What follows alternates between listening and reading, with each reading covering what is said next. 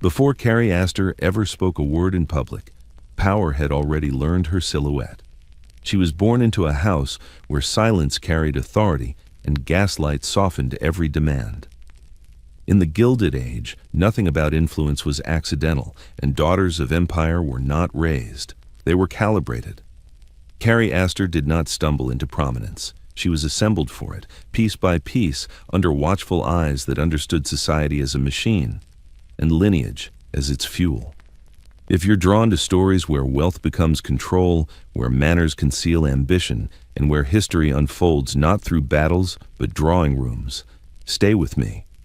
Take a moment to subscribe and let me know where you're listening from, city, country, or quiet room, as we step into a world where etiquette functioned like law and reputation was a form of currency. Because this is not a tale of youthful rebellion or scandalous escape.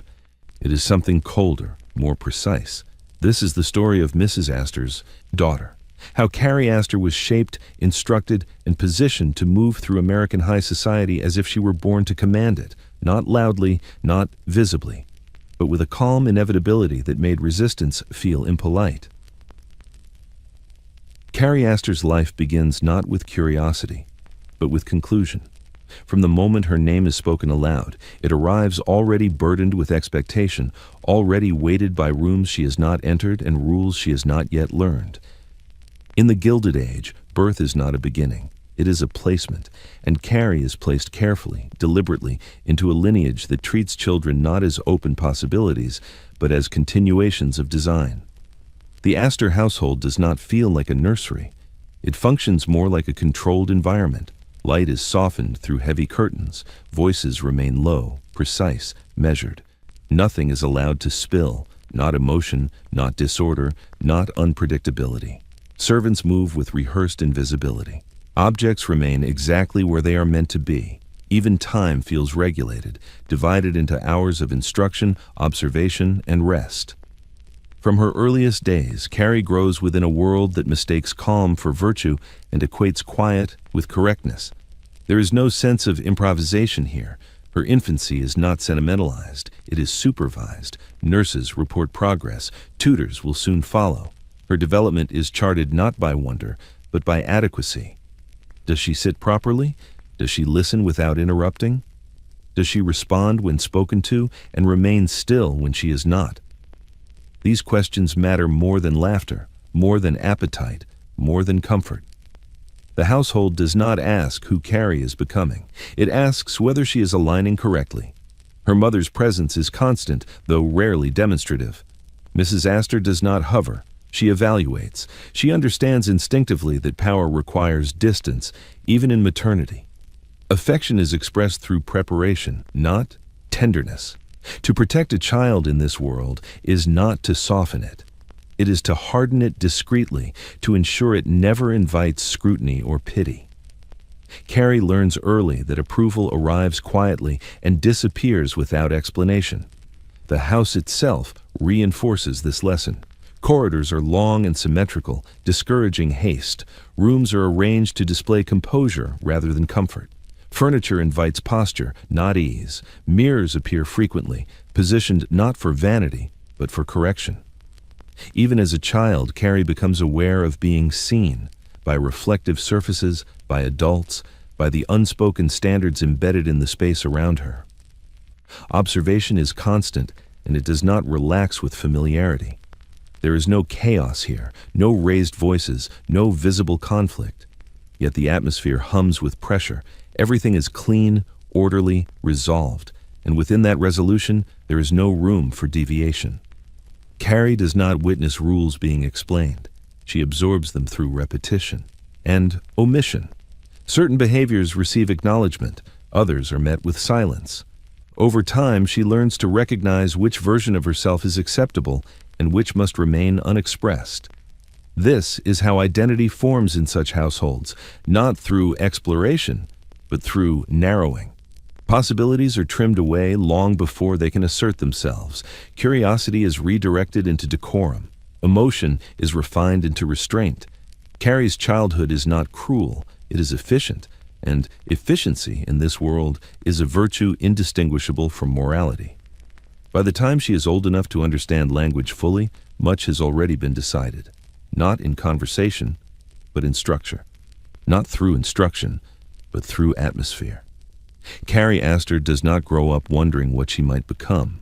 She grows up sensing that becoming is something that has already happened elsewhere without her consent, and that her task is simply to inhabit it correctly.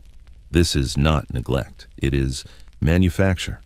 A daughter formed within certainty, shaped by rooms that never question themselves, prepared to move through society as if she were inevitable. Before Carrie Astor understands language, the sound of her surname is already working on her behalf. It travels ahead of her through doorways, settles into conversations she will never hear, and alters the posture of those who speak it. The name does not require explanation. It is received with recognition, sometimes with relief, occasionally with unease.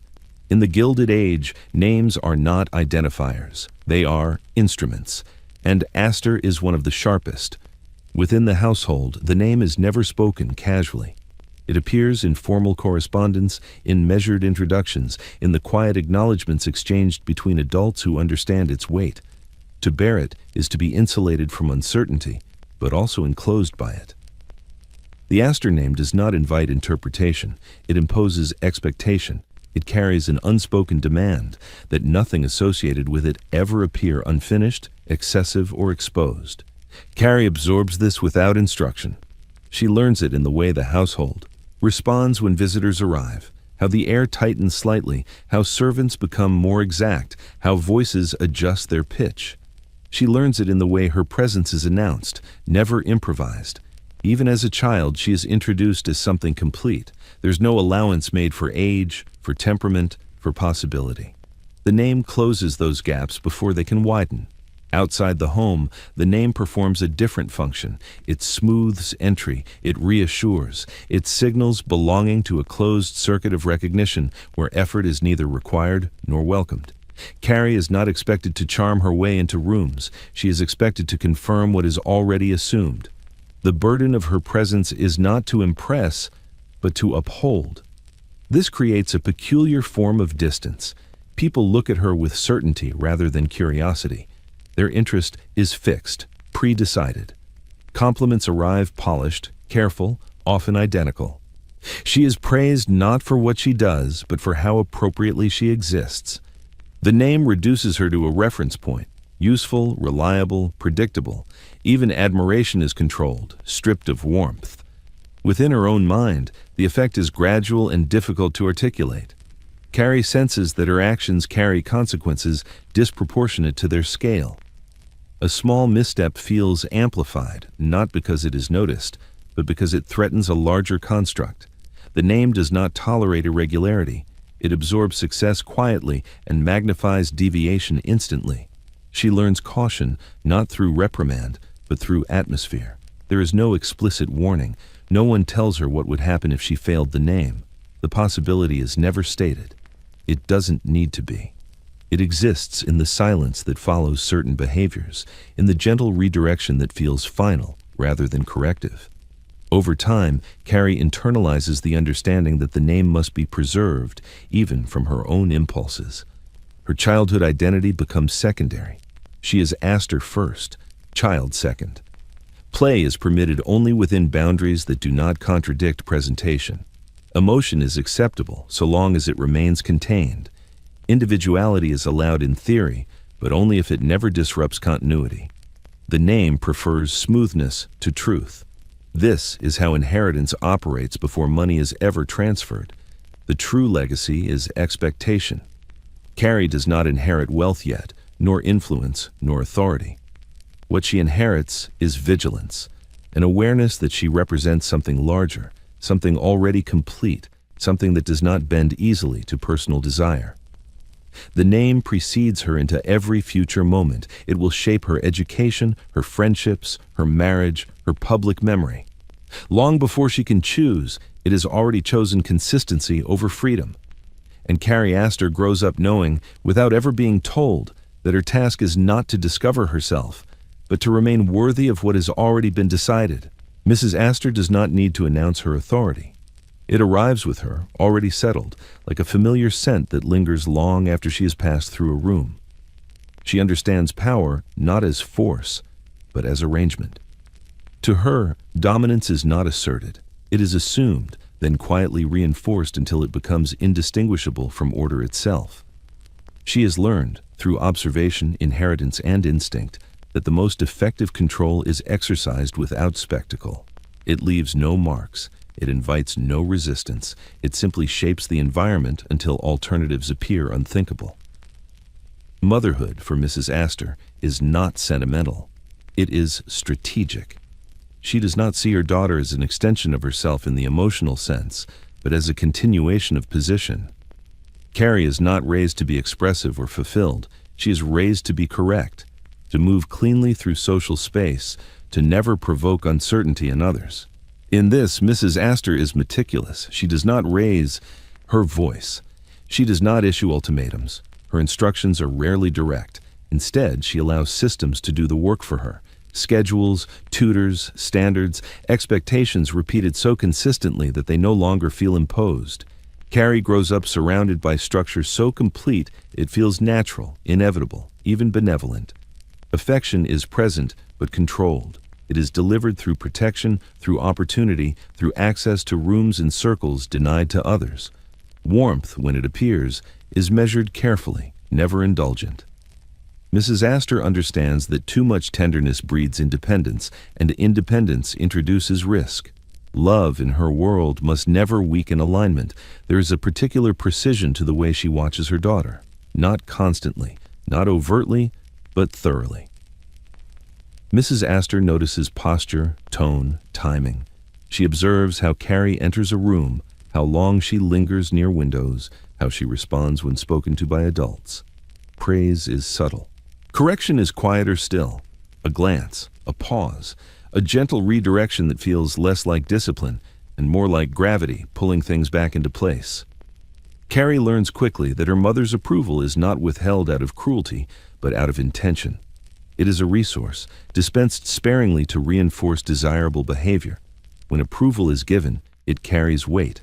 When it is absent, the absence speaks louder than any reprimand. This creates a child attuned to nuance, sensitive to shifts others might miss, always adjusting, always calibrating. Mrs. Astor's genius lies in her refusal to frame any of this as sacrifice.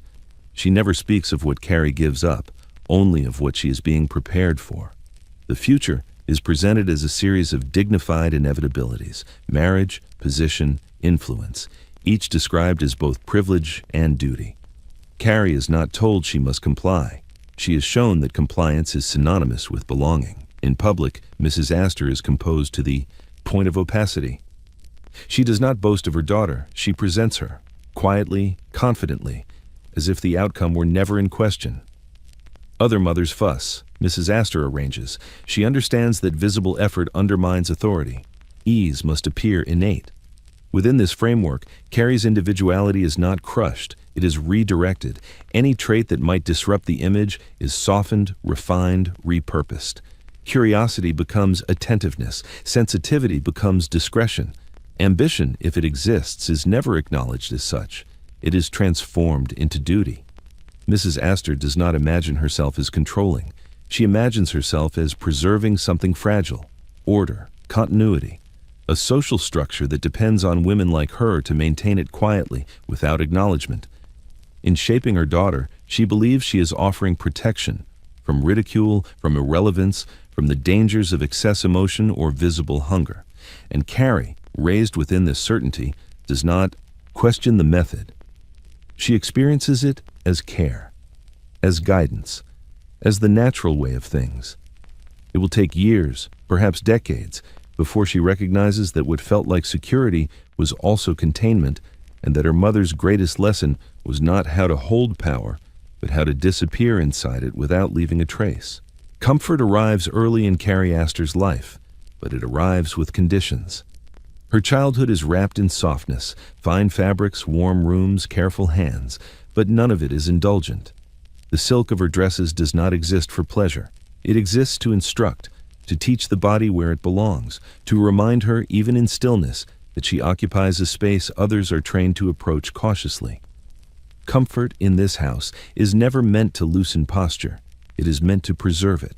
From the beginning, Carrie is surrounded by abundance that does not ask for gratitude. It assumes it. Meals appear without ceremony. Clothing is selected without debate. Objects are replaced before wear becomes visible. This seamlessness teaches her something subtle and enduring, that ease is not accidental, and that those who possess it must never appear to notice it. Wanting, here, is impolite. Need is a failure of preparation. Her nursery is immaculate, not cheerful, not playful, but composed. Toys are arranged rather than scattered. Books are chosen for tone as much as content. Even rest is supervised, framed as restoration rather than escape. Carrie learns to sleep quietly, to wake without complaint, to exist within a rhythm that never asks whether it suits her. The environment absorbs her moods before they can become disruptive. There is no shouting in this household, no sudden laughter, no uncontrolled weeping. Emotion is permitted only in softened forms, smiles instead of delight, tears redirected into privacy. Carrie is never explicitly told to restrain herself. She simply notices that restraint is rewarded with smoothness, with approval, with the absence of correction. Over time, she learns to anticipate the acceptable version of herself before anyone else must intervene. The servants play their roles perfectly. They are attentive without intimacy, present without familiarity. Their care is exact, practiced, and depersonalized. Carrie grows accustomed to being attended to without being known. This teaches her another lesson, that service does not imply connection, and that closeness is not a right but a controlled privilege. She learns to accept help without attachment, gratitude without warmth. Even pleasure is measured. Moments of enjoyment, music, outings, small celebrations are structured, contained, and brief. They never spill over into excess. The household does not believe in overindulgence, especially for children who will one day be scrutinized. Carrie is allowed happiness, but never abandon. Joy must remain tidy. These conditions shape her expectations quietly. She begins to associate calm with correctness, stillness with safety. Discomfort becomes something to endure silently, not to be voiced. She does not learn how to ask for more. She learns how to adapt until more is unnecessary. This adaptation becomes second nature, a reflex she will carry into every future room.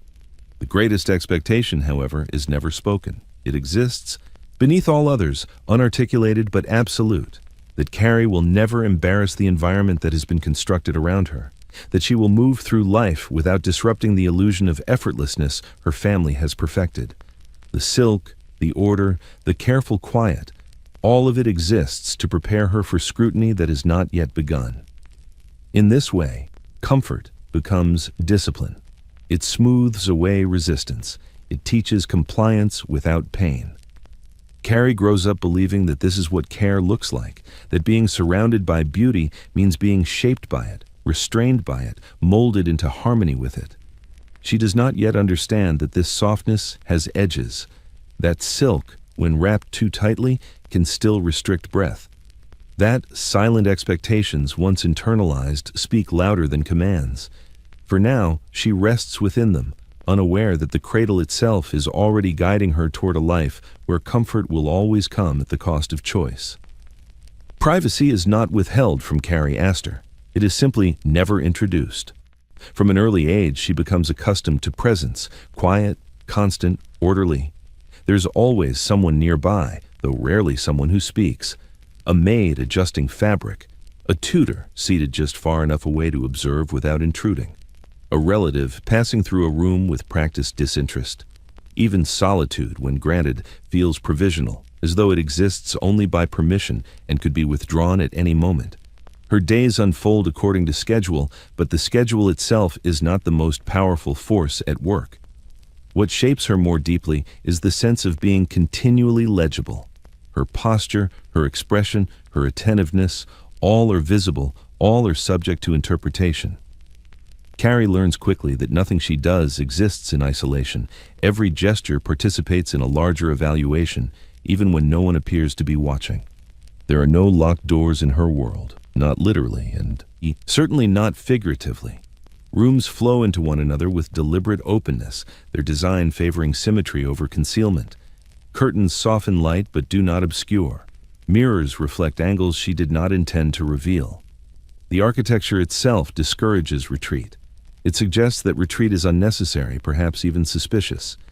Carrie adapts by becoming careful. She selects her movements with precision, choosing where to sit, how to stand, when to speak. She does not fidget. She does not pace. She learns to inhabit space as if space were shared property. This does not feel restrictive to her. It feels normal. She does not yet imagine a self that could exist unobserved. Even her thoughts begin to arrange themselves accordingly. She rehearses responses before being addressed. She anticipates reactions before acting. Over time, the boundary between internal and external begins to thin.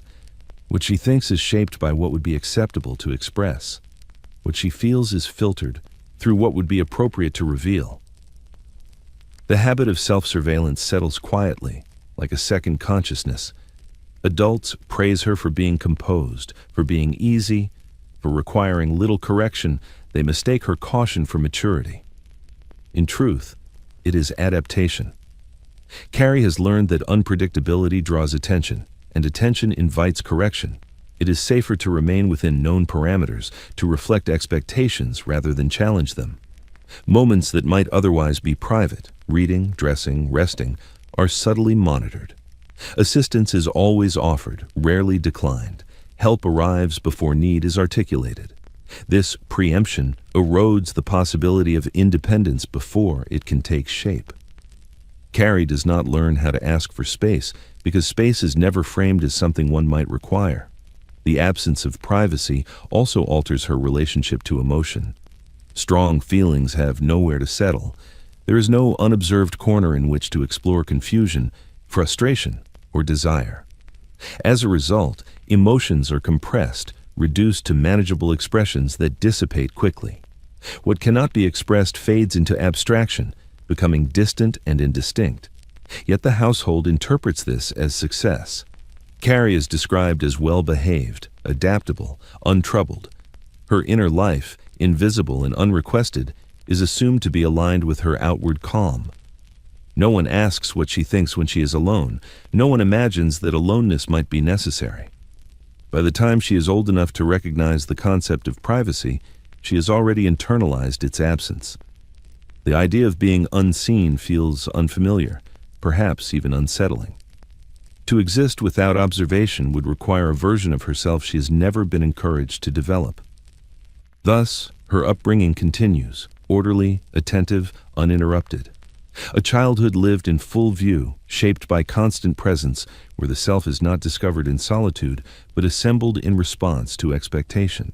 Carrie Astor grows within this exposure, learning not how to protect her inner life, but how to make it unnecessary. It is a preparation disguised as care, and it ensures that when she eventually steps into society's full gaze, she will already know how to stand there, unflinching, composed, and quietly emptied of anything that might demand to be kept private. Instruction in the Astor household never arrives with force. There are no raised voices, no punishments that leave visible impressions. Correction is delivered with a delicacy so refined it is almost imperceptible. Carrie grows up learning that the most enduring lessons are not taught outright.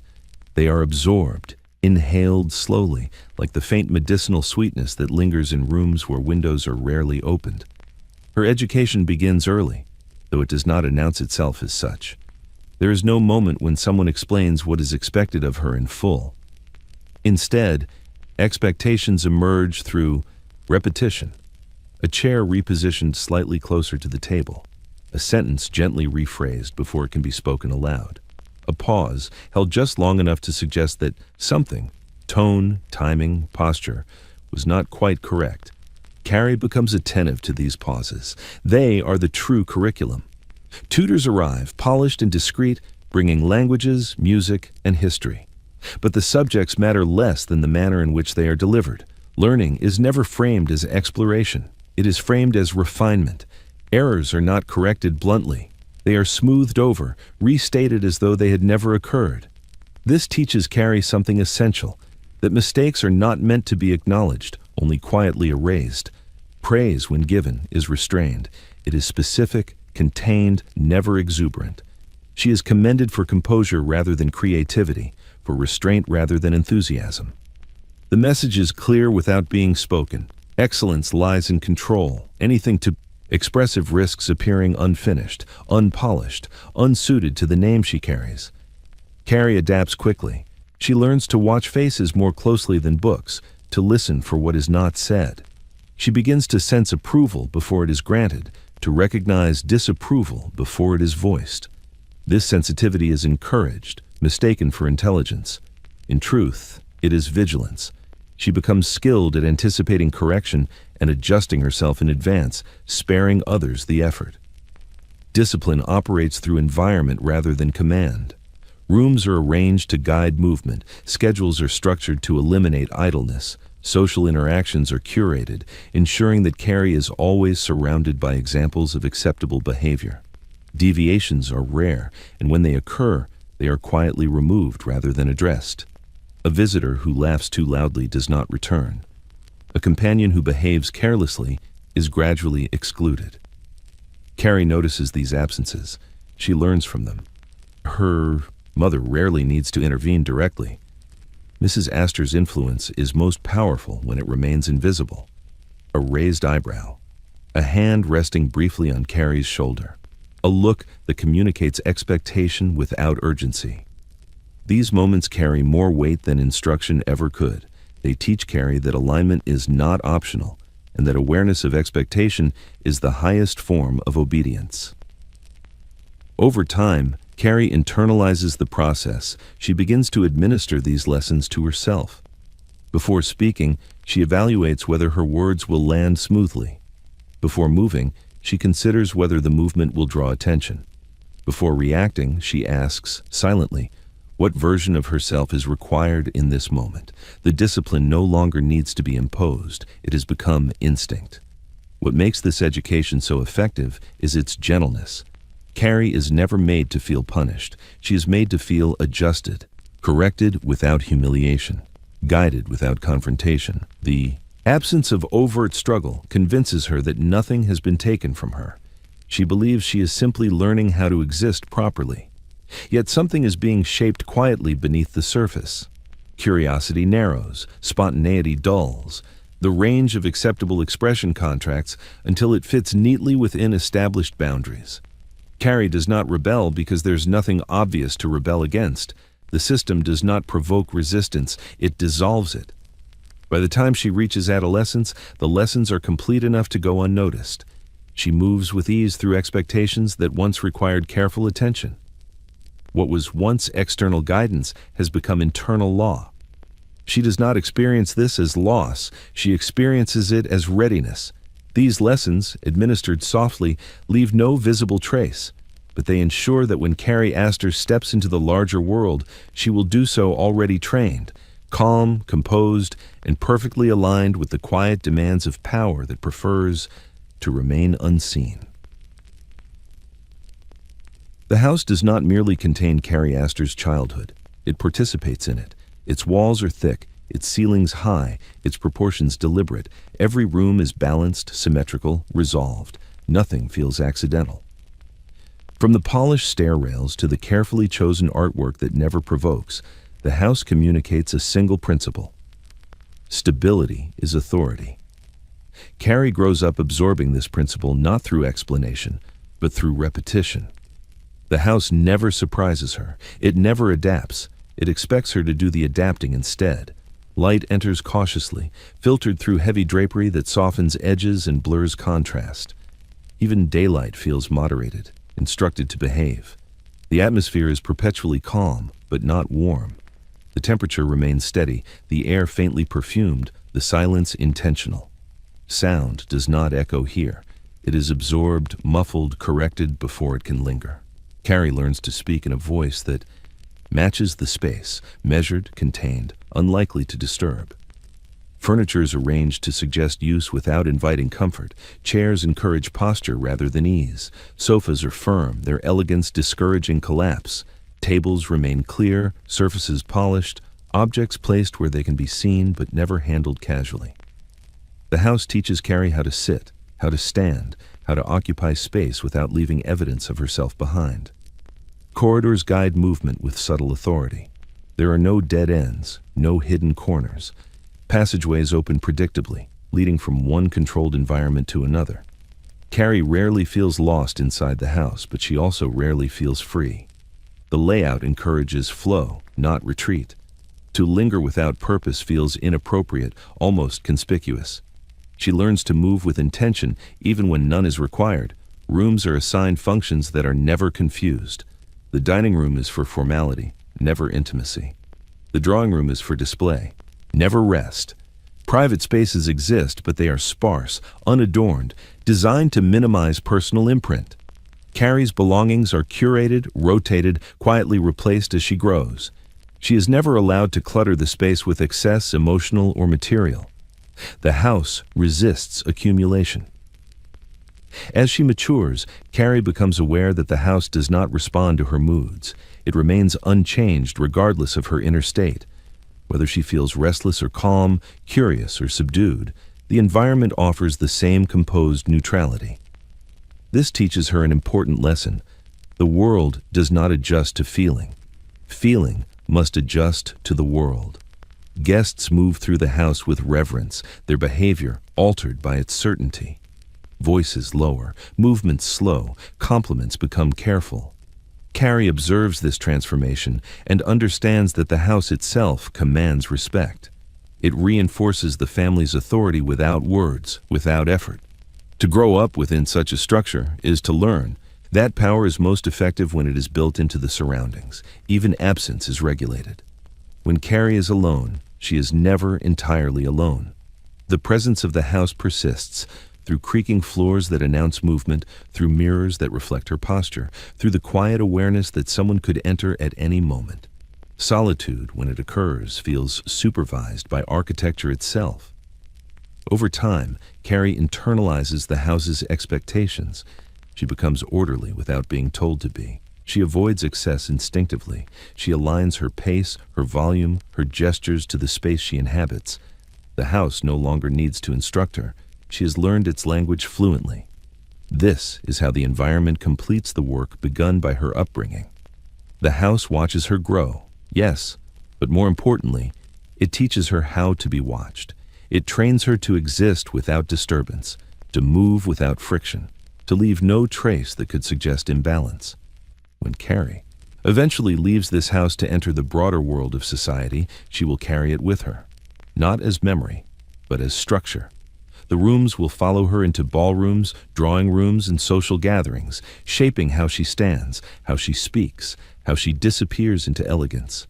The house does not love her. It does not need to. It has done its work perfectly.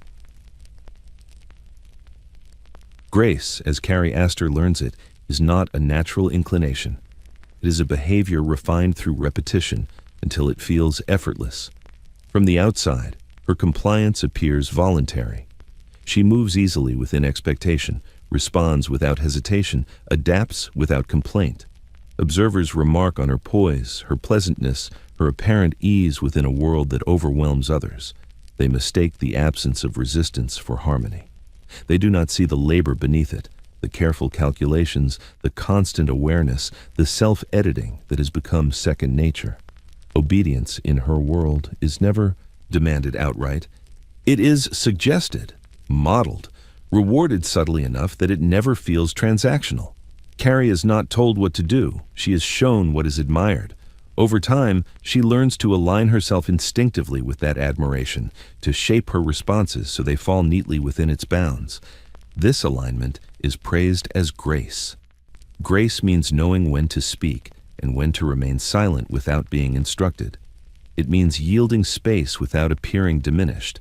It means agreeing without seeming submissive, accepting without appearing weak. Carrie learns that grace is the art of disappearing just enough to be pleasing, while remaining visible enough to be valuable. She is applauded for her adaptability, for her willingness, for her lack of friction.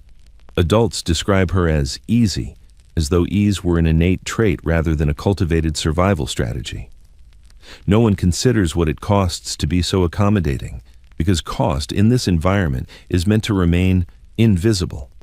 Carrie notices that assertiveness, even mild, is received coolly. A preference expressed too clearly invites redirection. A question asked at the wrong moment is met with silence rather than answer. Over time, she stops pressing, not because she lacks curiosity, but because curiosity carries risk. Grace, she learns, is safer. Her obedience is not rigid. It is flexible, responsive, intelligent. She understands how to adjust herself depending on company, context, mood. This adaptability is celebrated as social skill. In truth, it is vigilance polished into charm. Carrie becomes adept at reading rooms, at sensing shifts before they occur, at modifying herself so seamlessly that no one notices the adjustment.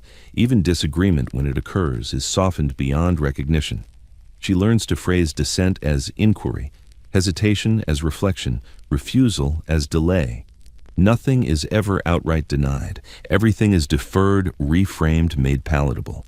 This restraint is praised as maturity. It ensures that Carrie never appears difficult, never invites correction, never disrupts the atmosphere she's been trained to preserve. Grace also governs the body. Carrie learns to carry herself lightly, to avoid occupying too much space, to move with precision rather than force. Her gestures are economical, her expressions controlled. She understands instinctively that excess of emotion, of movement, of reaction undermines authority. Grace is restraint rendered elegant. What no one acknowledges is how thoroughly this grace is conditioned. It is not instinctive. It is not effortless. It is obedience translated into aesthetic form. By the time Carrie reaches adolescence, she no longer recognizes it as obedience at all. It feels like identity, like temperament, like who she is. This transformation is the system's greatest success. When obedience feels like choice, it becomes self-sustaining. Carrie does not feel constrained. She feels accomplished. She is praised for qualities that ensure her compliance will never need to be enforced. Grace becomes her shield and her cage. It protects her from scrutiny, even as it ensures she will never challenge the structures that praise her. She learns to value harmony over truth, acceptance over assertion. And because this obedience is cloaked in elegance, no one ever calls it what it is. They call her gracious. Affection, in Carrie Astor's world, is never absent. It is simply rationed. It arrives in controlled portions, dispensed with care, and withdrawn without explanation. There are no embraces given impulsively, no words of warmth spoken without purpose. Love exists, but it is calibrated, treated less as comfort than as reinforcement. Carrie grows up understanding that closeness is conditional and that approval must be maintained through alignment rather than requested through need. Her mother's attention is precise. It sharpens when Carrie behaves correctly and softens into distance when she does not. This pattern is subtle enough that it never feels punitive. There is no scene, no confrontation, no explicit disappointment. Instead, there is absence, a conversation shortened, a look withheld, a presence that feels suddenly occupied elsewhere. Carrie learns to notice these shifts and to correct herself accordingly, long before correction is ever voiced. This measured affection creates an unusual intimacy. Carrie becomes deeply attuned to her mother's moods, her rhythms, her silences. She studies them with care, adjusting her own behavior to restore equilibrium when it falters. This attentiveness is mistaken for closeness. In reality, it is labor, emotional vigilance masquerading as devotion. Praise, when it comes, is specific and restrained. Carrie is not told she is loved. She is told she has behaved well, that she has represented the family appropriately, that she has handled herself correctly. These affirmations are framed as acknowledgments of competence rather than expressions of affection. Over time, competence becomes the currency through which love is accessed.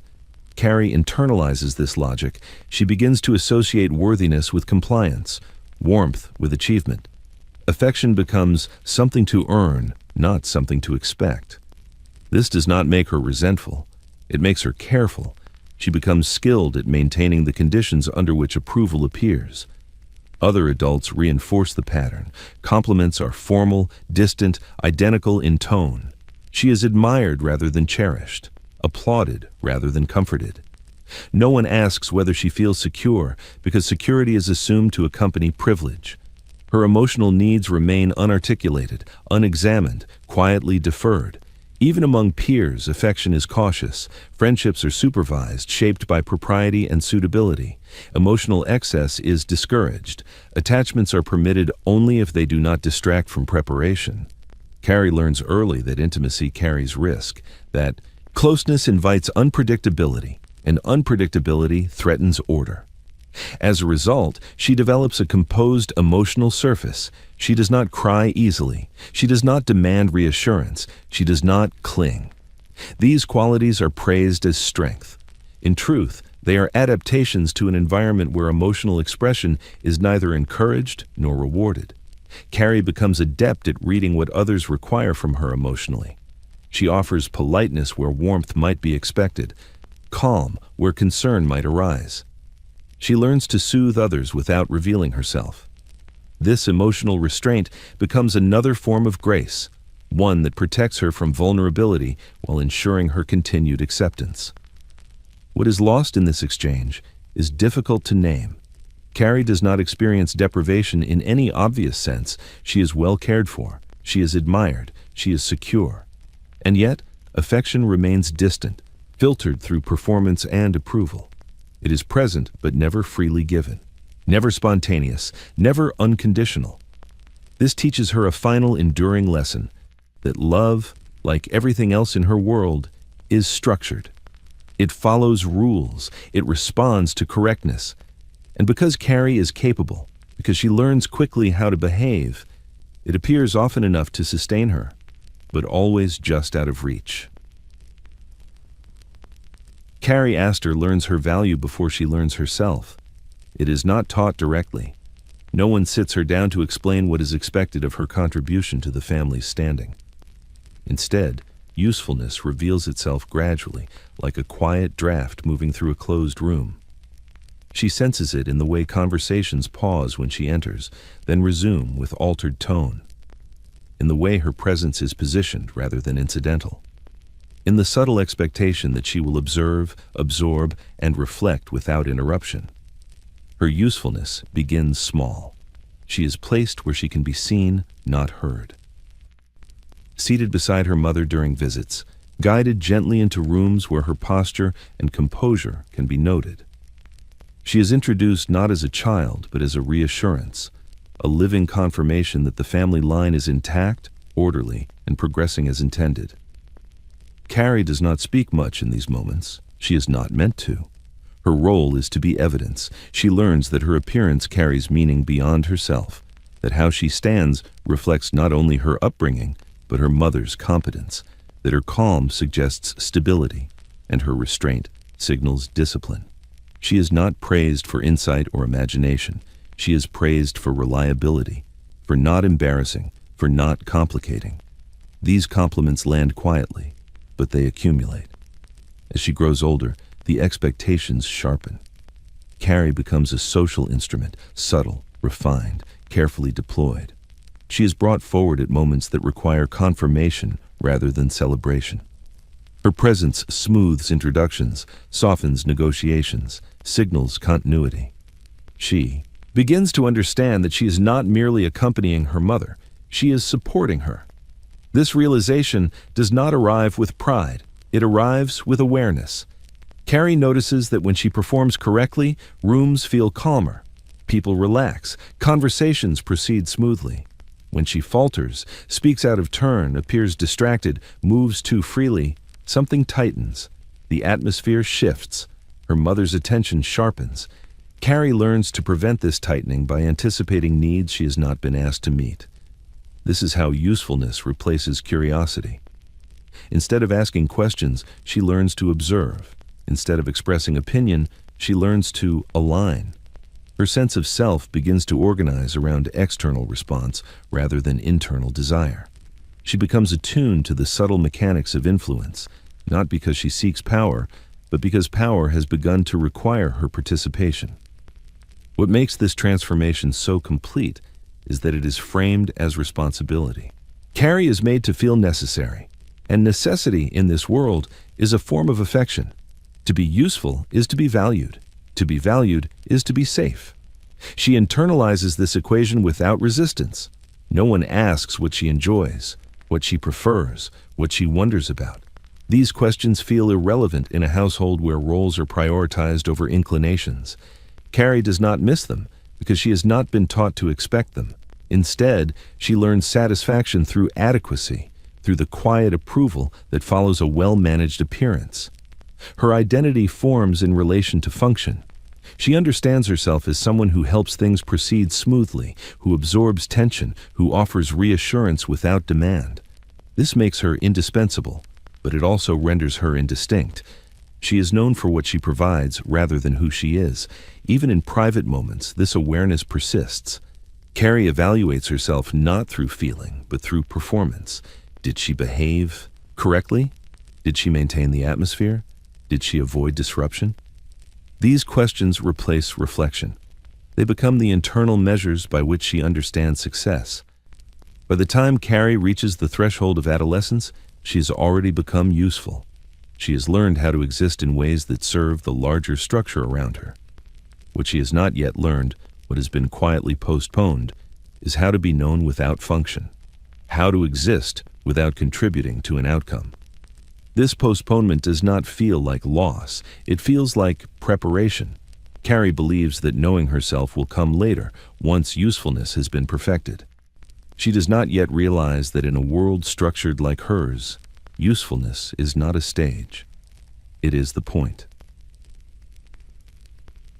Visibility, for Carrie Astor, is never accidental. It is taught. She is not instructed to seek attention, nor is she encouraged to avoid it. Instead, she is guided toward a more precise understanding that being seen is a skill, and like all skills in her world, it must be exercised with restraint. Too much presence invites scrutiny. Too little suggests irrelevance. The correct balance is narrow, and Carrie learns to locate it instinctively. Her mother begins this education quietly, through placement rather than explanation.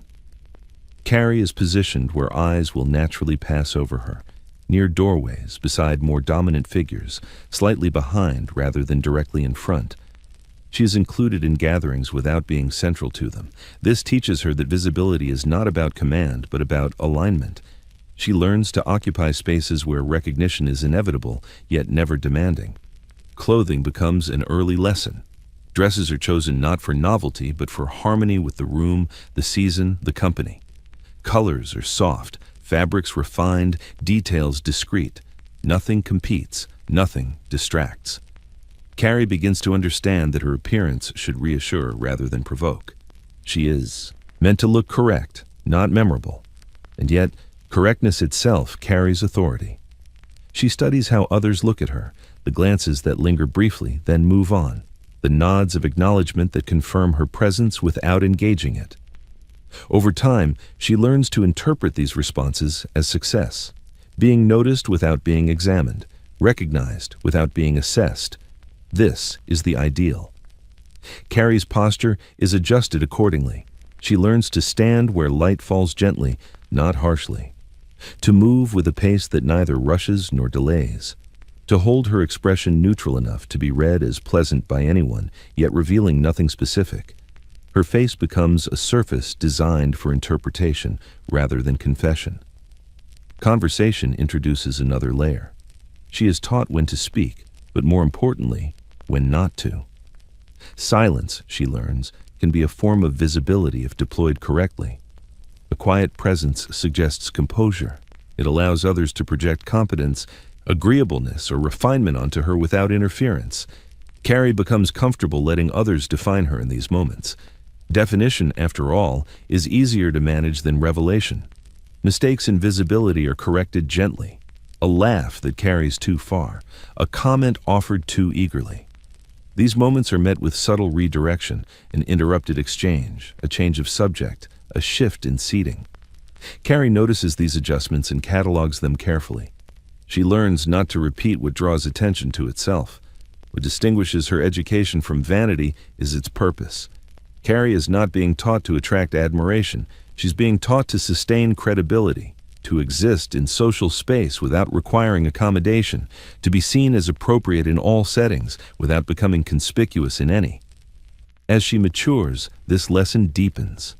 Carrie becomes aware that visibility is a resource, one that must be conserved. There are moments when it is advantageous to be seen.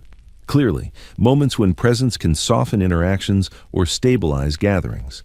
And there are moments when invisibility is protection.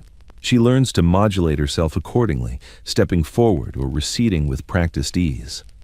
This control becomes comforting. It gives her a sense of agency within constraint. She may not choose the terms of her visibility, but she can manage its expression. In this, she finds a quiet competence that others admire without fully understanding. By the time she enters her formal education, Carrie no longer thinks of being seen as exposure. It feels like choreography, a series of deliberate positions, gestures, silences, and appearances that together create an impression of ease. She has learned how to be visible without being vulnerable, present without being personal. This lesson will follow her into every room she enters. It will shape her debut, her marriage, her public life. It ensures that wherever she goes, she will be seen, clearly, correctly, and always at a distance. Speech, in Carrie Astor's world, is never merely sound. It is signal. The drawing room is where she learns this most clearly. It is not a place for confession or spontaneity, but for calibration. Words here are chosen less for meaning than for effect. They are meant to reassure, to smooth, to maintain equilibrium. Carrie enters this space already trained to listen more than she speaks, but now she must learn the finer discipline of how to speak without revealing. Conversation unfolds according to an unspoken grammar. Certain topics circulate freely: travel, weather, fashion, distant acquaintances, while others are carefully avoided. Emotion is permitted only in diluted form, expressed through polite concern or restrained amusement. Opinions are acceptable only when they align with consensus or are framed as curiosity rather than conviction. Carrie absorbs these rules by observation, not instruction. She watches how her mother speaks. Mrs. Astor's sentences are precise, economical, rarely unfinished. She asks questions that invite others to speak, then responds just enough to guide the exchange without dominating it. Her tone remains even, her expressions composed. Power, Carrie notices, lies not in volume, but in timing. A well-placed pause can redirect an entire conversation. A brief acknowledgement can confer legitimacy. Carrie begins to imitate this rhythm. She practices speaking just enough to be present, never enough to be examined. Her contributions are agreeable, lightly phrased, carefully neutral. When she offers a thought, it is framed as observation rather than assertion. When she disagrees, it is softened into curiosity.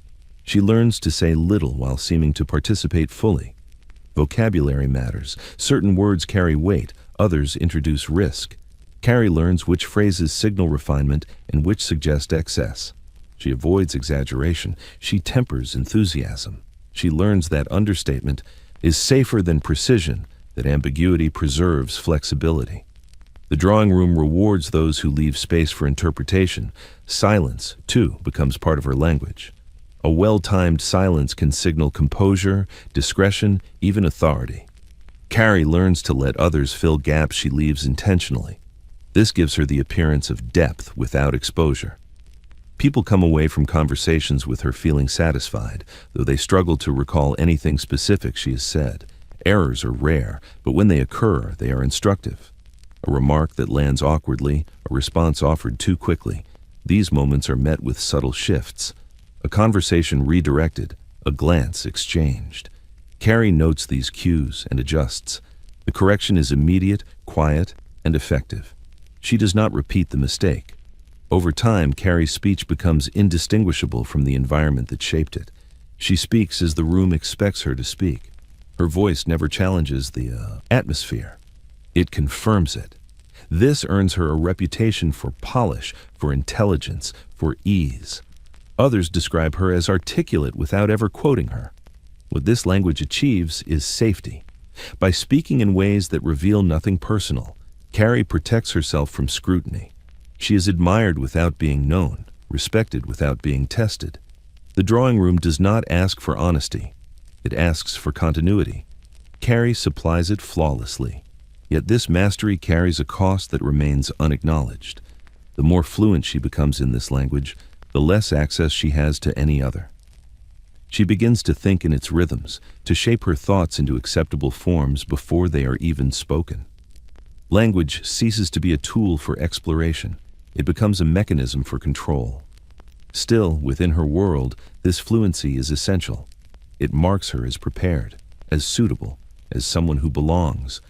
The drawing room accepts her not because she is expressive, but because she is precise, because she understands that speech, like everything else in her life, must serve order rather than truth. By the time Carrie leaves the room, her words linger behind her, polite, uncontroversial, perfectly arranged, and she carries with her the quiet knowledge that she has spoken correctly, which, in her world, is the highest form of approval. Carrie Astor learns that silence, properly cultivated, can speak more effectively than words. In her world, silence is not absence. It is presence refined to its most disciplined form. It signals awareness without intrusion, agreement without surrender, intelligence without exposure. Long before she understands its mechanics, Carrie senses its value. She notices how conversations pause when certain people fall quiet, how attention subtly reorients itself toward those who withhold rather than contribute. Silence, she realizes, is not emptiness, it is control. This lesson is reinforced everywhere. In the drawing room, those who speak too much are gently tolerated, then dismissed. Their words blur together, losing distinction. Those who remain quiet, however, invite speculation. Their restraint suggests discernment. Carrie watches this dynamic unfold repeatedly. She sees how silence elevates, how it creates an impression of depth that speech often disrupts. Her mother models this mastery flawlessly. Mrs. Astor listens with an expression that reveals nothing and records everything. She allows others to exhaust themselves in explanation while she remains composed, her eventual response brief and decisive. Carrie observes that the fewer words her mother uses, the more weight they carry. Silence is not hesitation, it is accumulation. Carrie begins to practice this discipline herself. She resists the urge to respond immediately, even when she has something to say. She learns to let questions hang unanswered just long enough to signal thoughtfulness rather than ignorance. She allows others to fill the space she leaves behind, revealing their intentions, their anxieties, their need to be acknowledged. Silence becomes a way of gathering information without inviting scrutiny. This restraint is praised. Adults describe her as thoughtful, perceptive, mature beyond her years. They assume that her quiet indicates depth rather than caution. Carrie accepts this interpretation without correction. It serves her well. Silence protects her from missteps, from revealing uncertainty, from exposing any impulse that might invite adjustment. Over time, silence becomes her preferred response, not because she lacks opinion, but because opinion requires commitment, and commitment in her world carries risk. Silence preserves flexibility. It allows her to remain agreeable to all parties without fully aligning with any. She learns that ambiguity is safer than clarity, that leaving things unsaid often ensures continued acceptance. This skill extends beyond conversation. Carrie learns to manage her expressions, her reactions, her posture. A still face reveals nothing. A composed demeanor discourages inquiry. She becomes adept at appearing attentive without being affected, present without being engaged. Others project their expectations onto her calm exterior, mistaking it for understanding. What makes this silence intelligent is its selectivity. Carrie is not mute. She speaks when necessary, when the moment demands acknowledgement, but these moments are rare and deliberate. When she does speak, her words are measured, polished, impossible to misinterpret. The contrast between her usual quiet and these brief interventions magnifies their impact. This discipline earns her trust. People confide in her, assuming discretion. They speak freely, encouraged by her lack of interruption. Carrie listens carefully, filing away what she hears. Silence becomes not only protection, but access. She learns more by saying nothing than she ever could by speaking freely. Yet this intelligence comes at a cost. The habit of silence narrows her expressive range. Thoughts remain untested, emotions unarticulated. What cannot be spoken begins to feel less real. Carrie grows accustomed to internal containment, to managing her inner life without outlet. Silence becomes both skill and boundary. By adolescence, she no longer experiences silence as effort. It feels natural, even necessary. Speaking too much feels indulgent, slightly improper. She has learned that intelligence in her world is not demonstrated through articulation, but through restraint. Those who know when not to speak are considered refined. Those who insist on expression are gently dismissed. This lesson will shape her future profoundly.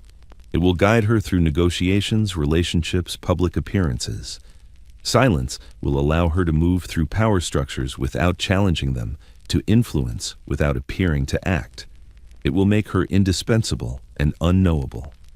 Carrie Astor emerges from childhood fluent in this unspoken language. She understands that in rooms governed by appearance and hierarchy, silence is not weakness. It is the most socially intelligent response available, one that ensures survival, acceptance, and a quiet authority that never needs to announce itself. The body, Carrie Astor learns, is never neutral. It communicates long before the voice does, betrays intention before thought can intervene. In a world governed by observation, the body must be trained as carefully as speech, disciplined into predictability, shaped to reassure those who watch it.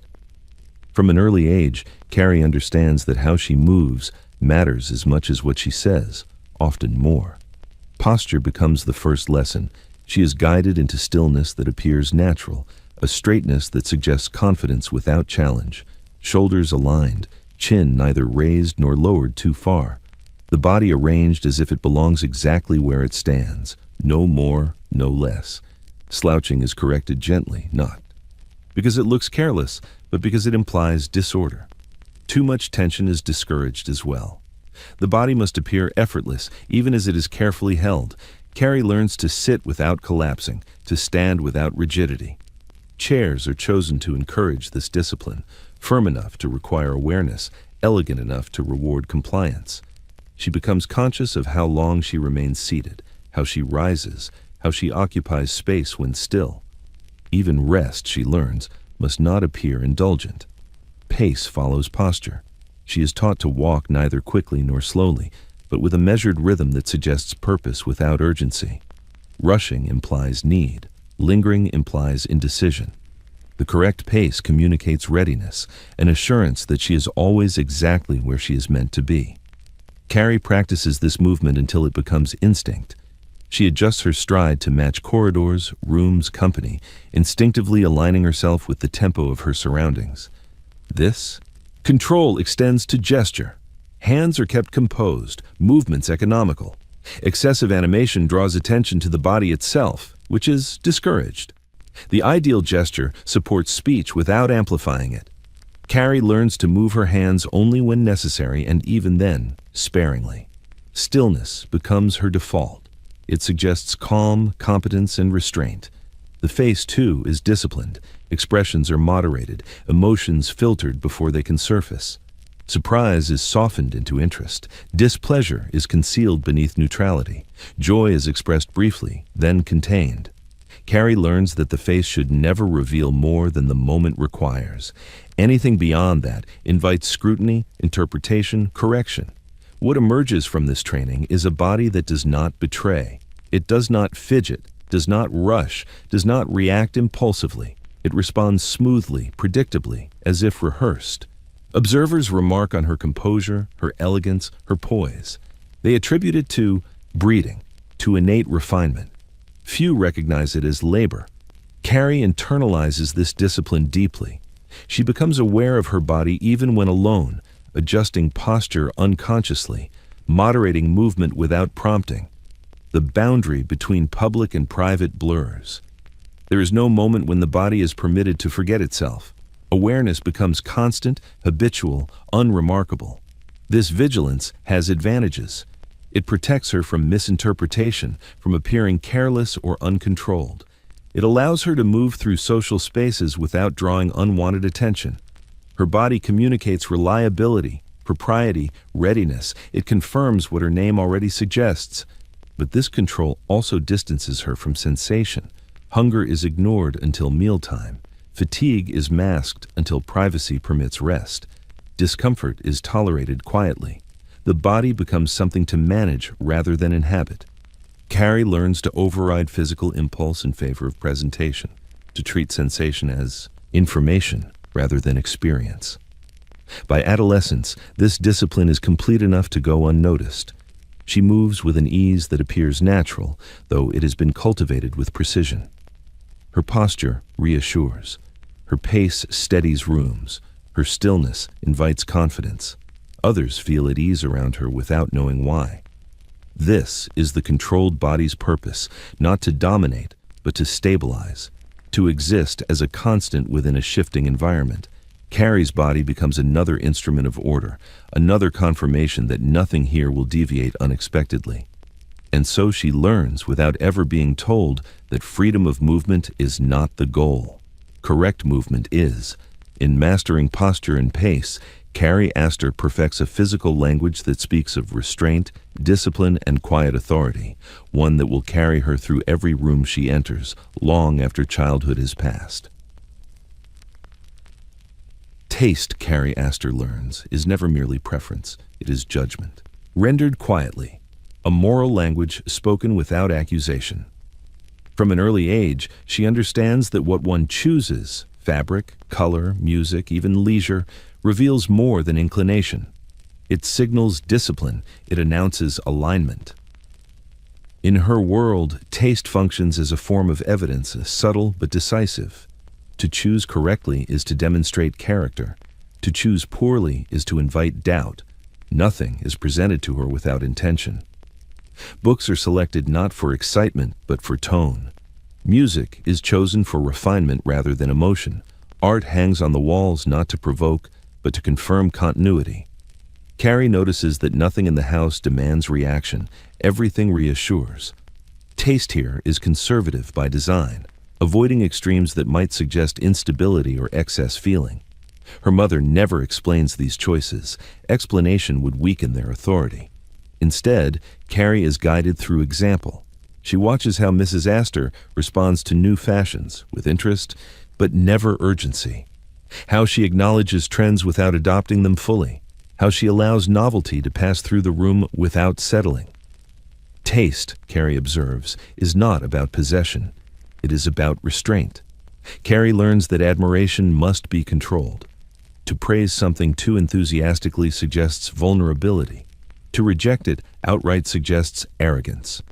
The correct response lies somewhere between measured appreciation expressed briefly, then released. This balance becomes instinctive. She learns to like what is already sanctioned, to desire what has already proven itself acceptable. Food offers another lesson. Meals are composed, not indulgent. Flavors are balanced, portions precise. Pleasure is permitted but never emphasized. Carrie learns that appetite must never appear urgent. To want too much, even if something pleasant, implies lack of control. Taste, therefore, becomes another discipline, one that governs the body as much as the mind. Even leisure is curated.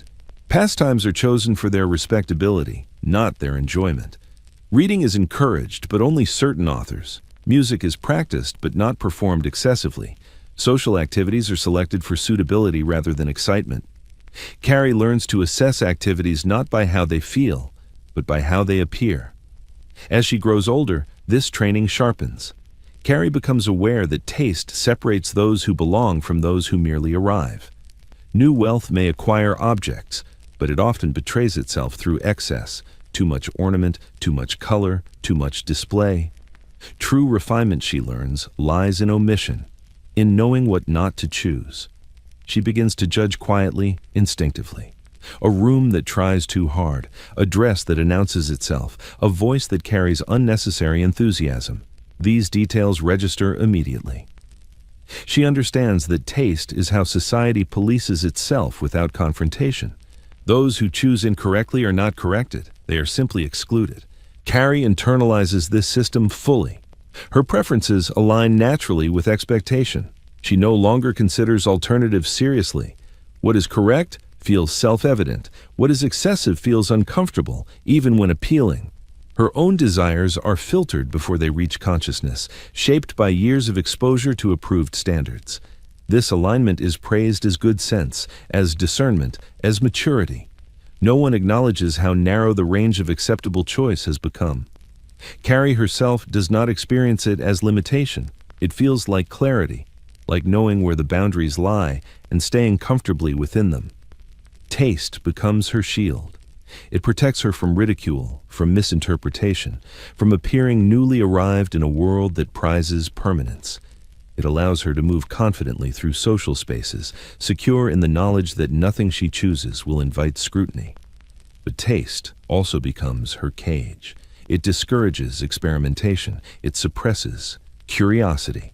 It equates goodness with conformity so thoroughly that deviation feels immoral rather than merely different. Carrie learns to trust taste more than instinct, approval more than pleasure. In this way, taste completes its transformation from preference into principle, from aesthetic choice into moral signal. Carrie Astor does not merely possess taste, she embodies it, and in doing so, she confirms her place within a system that judges quietly, decisively, and without appeal. Desire in Carrie Astor's upbringing is not forbidden. It is redirected until it dissolves. No one tells her she must not want. That would be inelegant. Instead, wanting is gently reframed, translated into something acceptable, something quieter, something that will not disrupt the careful balance of her world. Desire is not denied outright. It is absorbed into expectation, softened until it no longer feels like desire at all. From childhood, Carrie learns that longing must never appear urgent. Curiosity is allowed so long as it remains abstract. Interest is encouraged when it aligns with approved pursuits, but appetite, for attention, for novelty, for intensity, is treated as a lapse in refinement. The lesson is subtle and continuous. To want too much is to reveal need, and need is a form of exposure. When Carrie expresses preference, it is acknowledged briefly, then guided. A book she finds exciting is praised for its style, not its thrill. A piece of music that stirs her is reframed as technically impressive rather than emotionally affecting. Over time, she learns to speak of enjoyment in moderated terms, to flatten peaks before they draw notice. What she feels is translated into what is permissible to say. This translation becomes automatic. Desire rarely reaches the surface unaltered. Before she can articulate it, it has already been refined, pared down, contextualized, rendered appropriate. She learns to want what is already sanctioned, to admire what has already been approved. Anything else feels vaguely improper, not because it is wrong, but because it lacks context. The social world reinforces this discipline. Women who express desire too openly, who pursue, who insist, who hunger, are spoken of carefully, if at all. Their names circulate as cautionary references. Carrie observes this with quiet attention. She understands that desire, when visible, invites judgment, and judgment, once invited, cannot be controlled. Romantic curiosity is treated with particular care. It is neither encouraged nor explored. Suitability replaces attraction. Compatibility replaces longing.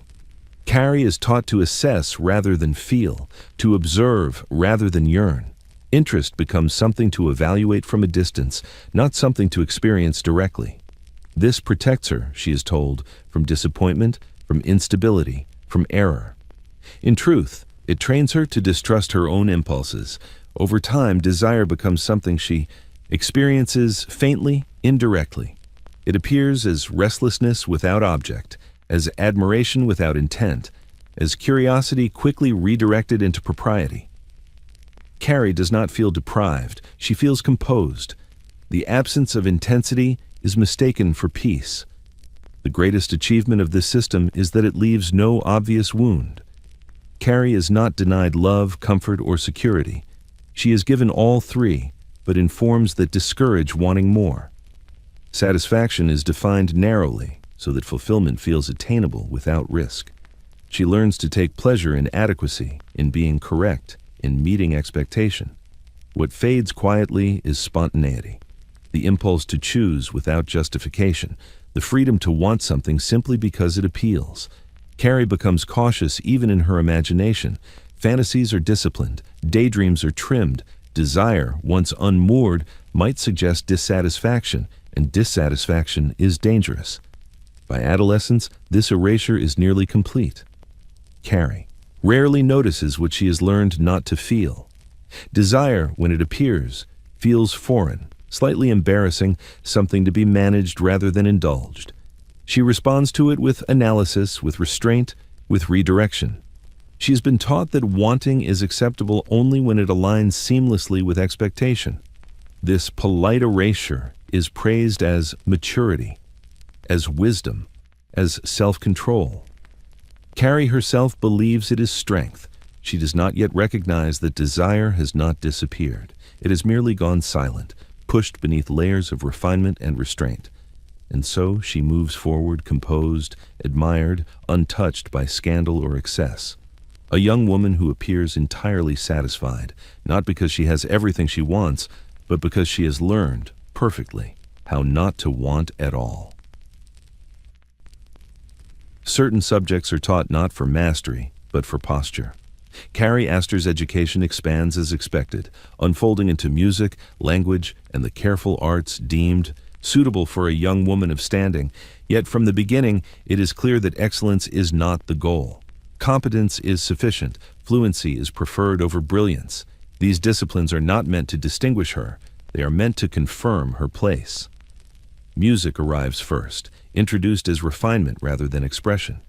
She practices daily, her fingers trained to move with accuracy, her posture corrected more often than her interpretation. Emotion is acknowledged only insofar as it can be controlled. Passion is discouraged as excess. The instrument is not a conduit for feeling, but a demonstration of discipline. When she plays well, she is praised for steadiness, for restraint, for not drawing attention to herself. Music, she learns, is not meant to move the room. It is meant to reassure it. French follows a similar pattern. It is taught as social currency rather than communication. Carrie learns to speak smoothly, without accent, without flourish. Precision matters more than fluency. She is corrected gently but consistently until the language becomes another surface she can inhabit without effort. French is not encouraged as a doorway to other ways of thinking. It is treated as a signifier, proof that she belongs to a world that expects familiarity with Europe, with culture, with inherited polish. What connects these lessons is their quiet authority. They do not empower her to lead. They prepare her to support. Music fills pauses gracefully. Language smooths introductions. These skills allow her to move confidently through social spaces without asserting dominance. They give her presence without threat, competence without ambition. Carrie understands this distinction intuitively. She senses that too much talent would invite scrutiny, that excellence might demand recognition, and recognition invites evaluation. The safest position is adequacy refined into elegance. She becomes skilled enough to perform, but never so skilled that she must be acknowledged as exceptional. This balance earns approval. Tutors praise her for consistency. Visitors remark on her accomplishments in polite, measured terms. No one asks what she enjoys most. No one suggests she pursue mastery. The point has already been achieved. She is suitably educated. What these disciplines truly teach her is how authority can be exercised softly. Music and language become tools for atmosphere, not assertion. They allow her to guide interactions subtly, to fill silence when needed, to redirect conversation gently, to ease tension without appearing to intervene. This is power without visibility, influence without declaration. Carrie becomes adept at this quiet modulation. She senses when a room requires levity, when it demands restraint. She uses her training not to stand apart, but to blend seamlessly into the role expected of her. Others feel steadier in her presence, though they cannot say why. This, she learns, is the highest form of usefulness. By the time that her formal education begins to wane, Carrie has internalized its true purpose. She has not been trained to create, she's been trained to maintain, to support the social structure without challenging it, to add polish without altering form. Music, French, and the other refinements remain with her for life, not as passions, but as instruments. They will accompany her into drawing rooms, salons, and formal gatherings, offering her a quiet authority that never needs to announce itself. Carrie Astor emerges from this education prepared, fluent, and perfectly aligned. She does not possess power in the overt sense, but she has been given something more enduring, the ability to uphold it without appearing to touch it at all. Carrie Astor's education is not confined to her own conduct. It extends outward into observation. She learns as much from watching others falter as she does from being corrected herself. Failure in her world is rarely dramatic. It does not arrive with scandal or open disgrace. It appears quietly, through exclusion, through invitations that no longer come, through conversations that end too quickly. Carrie learns to recognize these signs early. They become warnings written into the social fabric. Other girls pass through her orbit, daughters of wealth, of ambition, of newly acquired standing. They arrive polished, hopeful, sometimes eager. Carrie watches them closely, not with cruelty, but with attention sharpened by necessity. Their missteps become lessons she will never need to be taught directly. Some speak too freely. They laugh too loudly, reveal enthusiasm without restraint, offer opinions that require defense. At first, they are tolerated. Then, they are gently redirected. Eventually, they are spoken of less often. Their presence thins, then disappears. No explanation is offered. Carrie notices that their absence is never remarked upon publicly. Silence covers their departure completely. Others fail through excess, too much ornament, too much novelty, a dress that announces itself rather than harmonizing with the room, an interest pursued too openly. These choices are not criticized aloud, they are simply noted. Carrie sees the way glances exchange meaning across rooms, how approval cools almost imperceptibly. She understands that taste, once misjudged, is difficult to recover. There are also girls who try too hard to succeed. They anticipate every expectation, seek approval visibly, adjust themselves with urgency.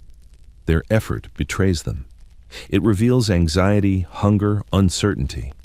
Carrie learns that eagerness is dangerous. It exposes the self beneath refinement. Those who want acceptance too clearly rarely receive it. Perhaps most instructive are the girls who resist quietly. They comply outwardly, but retain something unpolished beneath the surface, an edge, a hesitation, a private stubbornness. Carrie recognizes this immediately because she has learned to conceal it in herself. These girls seem correct at first, but something unsettles those around them. They are not quite predictable. Their compliance lacks smoothness. Over time, they are categorized as difficult, though no one can say precisely why. Carrie absorbs all of this without comment. She does not participate in judgment. She does not gossip. She simply watches, cataloging outcomes with the calm detachment of someone who understands that survival depends on pattern recognition. Each failure clarifies the boundaries she must never cross. What she notices most is how rarely these girls are given second chances. Correction, when it comes, is subtle and brief. Once misalignment is noted, recovery is unlikely. The system does not punish openly. It withdraws quietly. This makes failure difficult to contest and impossible to appeal. Carrie learns to fear this withdrawal more than reprimand. Being told one is wrong offers the possibility of adjustment. Being ignored offers nothing at all. She understands that visibility, once lost, is rarely restored. This awareness sharpens her caution. It encourages her restraint. It teaches her that perfection is not required, only consistency. Watching others fail also teaches her compassion of a distant sort.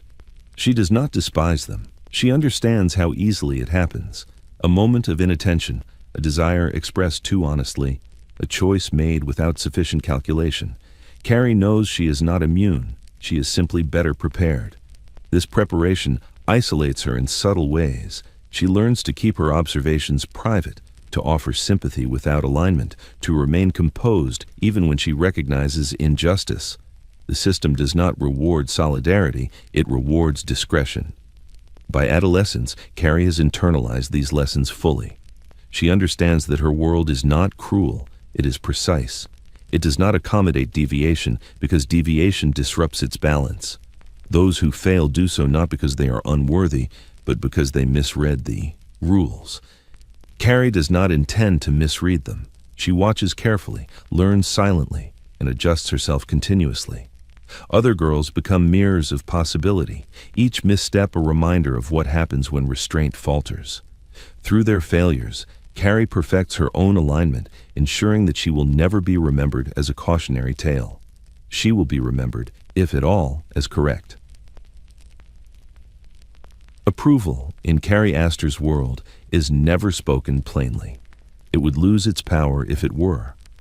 Instead, it arrives indirectly, through glances held for a fraction longer than necessary, through a slight softening of posture, through the quiet absence of correction. Carrie learns early to read these signals with precision. They become her compass, guiding her more reliably than praise ever could. Her mother rarely offers verbal affirmation. Compliments, when spoken aloud, are reserved for public settings and framed as acknowledgments rather than expressions of pride.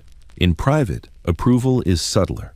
A look exchanged across a room, a nod that confirms alignment, a moment of shared silence that feels complete rather than strained. Carrie learns to recognize these moments and to treasure them, not emotionally, but strategically. They signal success. This economy of approval sharpens her attention. She watches faces carefully, tracking shifts that others overlook. She notices when her mother's gaze lingers approvingly, when it passes over her without pause, when it sharpens just slightly. Each variation carries meaning. Over time, Carrie becomes fluent in this visual language, interpreting it as effortlessly as speech. What makes this system effective is its ambiguity. Approval is never guaranteed. It must be inferred, assembled from small cues. This keeps Carrie alert, responsive, always adjusting. She does not wait to be told whether she has done well. She senses it immediately, and if she does not sense it, she corrects herself before anyone else must. Others reinforce this dynamic. Relatives, family, friends, social acquaintances all communicate approval through similar restraint.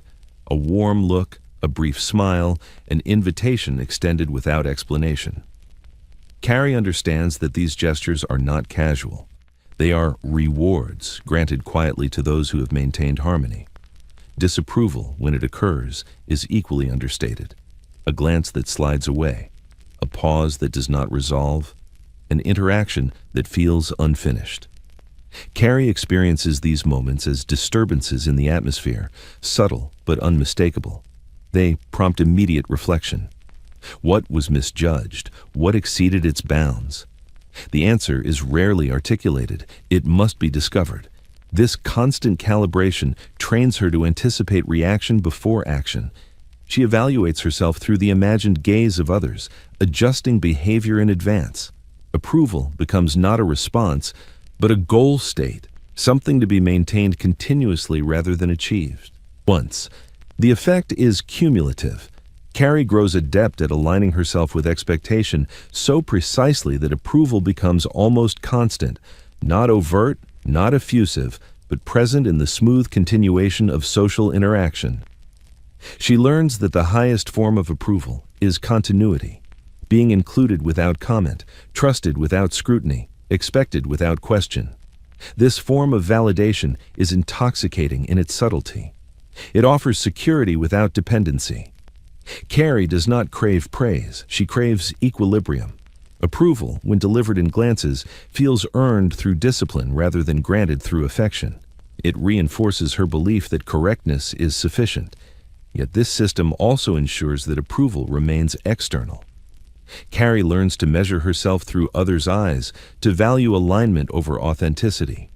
Her internal sense of worth becomes inseparable from her ability to read and satisfy expectation. She rarely asks whether she feels content. She asks whether the room feels settled. By adolescence, this dynamic is deeply ingrained. Carrie moves through social spaces with quiet confidence, attuned to the smallest cues. She adjusts herself seamlessly, earning approval without effort, though the effort has merely become invisible.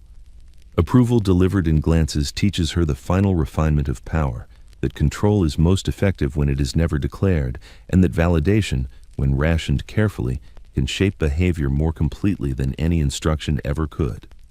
Carrie Astor learns to live within this gaze, not resisting it, not questioning it, but mastering it. And in doing so, she becomes exactly what her world requires: composed, aligned, and always unmistakably approved. By the time Carrie Astor reaches the edge of womanhood, she is complete in all the ways that matter to others. Her education has been thorough, her manners impeccable, her instincts sharpened by years of observation and adjustment. She moves with ease through rooms that unsettle others. She speaks when required, listens when preferred, and remains invisible when discretion demands it. Those around her describe her as ready for society, ready for responsibility, ready for what comes next. No one asks her if she agrees. Preparation, in her world, does not require consent. It is assumed that alignment implies willingness, that capability suggests desire. Carrie has been trained so carefully that her readiness appears natural, even inevitable. To question it would seem unnecessary, perhaps even ungrateful. She has been given every advantage. What more could she possibly require? This assumption settles over her quietly. Carrie senses it in the way conversations shift when her future is discussed, not with her, but around her. Plans are referenced obliquely. Expectations are implied rather than stated. She is included in these discussions as a presence, not a participant. Her role is to receive information, not to shape it. She does not protest. Protest would require a language she has never been taught to use. Instead, she listens, absorbs, and adjusts herself to the outlines of a future that is already forming. Marriage, position, influence, these are spoken of as continuations rather than choices. Carrie understands that her life is expected to unfold smoothly, without deviation, because deviation would suggest that the preparation was flawed. This creates a peculiar calm. Carrie does not feel trapped. She feels resolved. The absence of question feels like certainty. Doubt, after all, has never been encouraged. She's been taught to trust structure, to accept sequence, to believe that what has been arranged must be correct. And yet, something remains unaddressed. Beneath her composure lies a quiet awareness that she has never been asked what she wants. Not explicitly, not seriously. Preferences have been accommodated within limits, but the larger shape of her life has never been presented as negotiable. She recognizes this not as injustice, but as omission, an empty space where inquiry might have been. This omission does not provoke rebellion. It provokes adaptation. Carrie begins to imagine her future as something she will inhabit rather than choose. She prepares herself to perform it well, just as she has performed every other role assigned to her. Success, she believes, will bring satisfaction. Adequacy will feel like fulfillment. Others reinforce this belief. They speak to her with confidence, with reassurance, with a tone that suggests all is proceeding as it should. Their certainty becomes her anchor.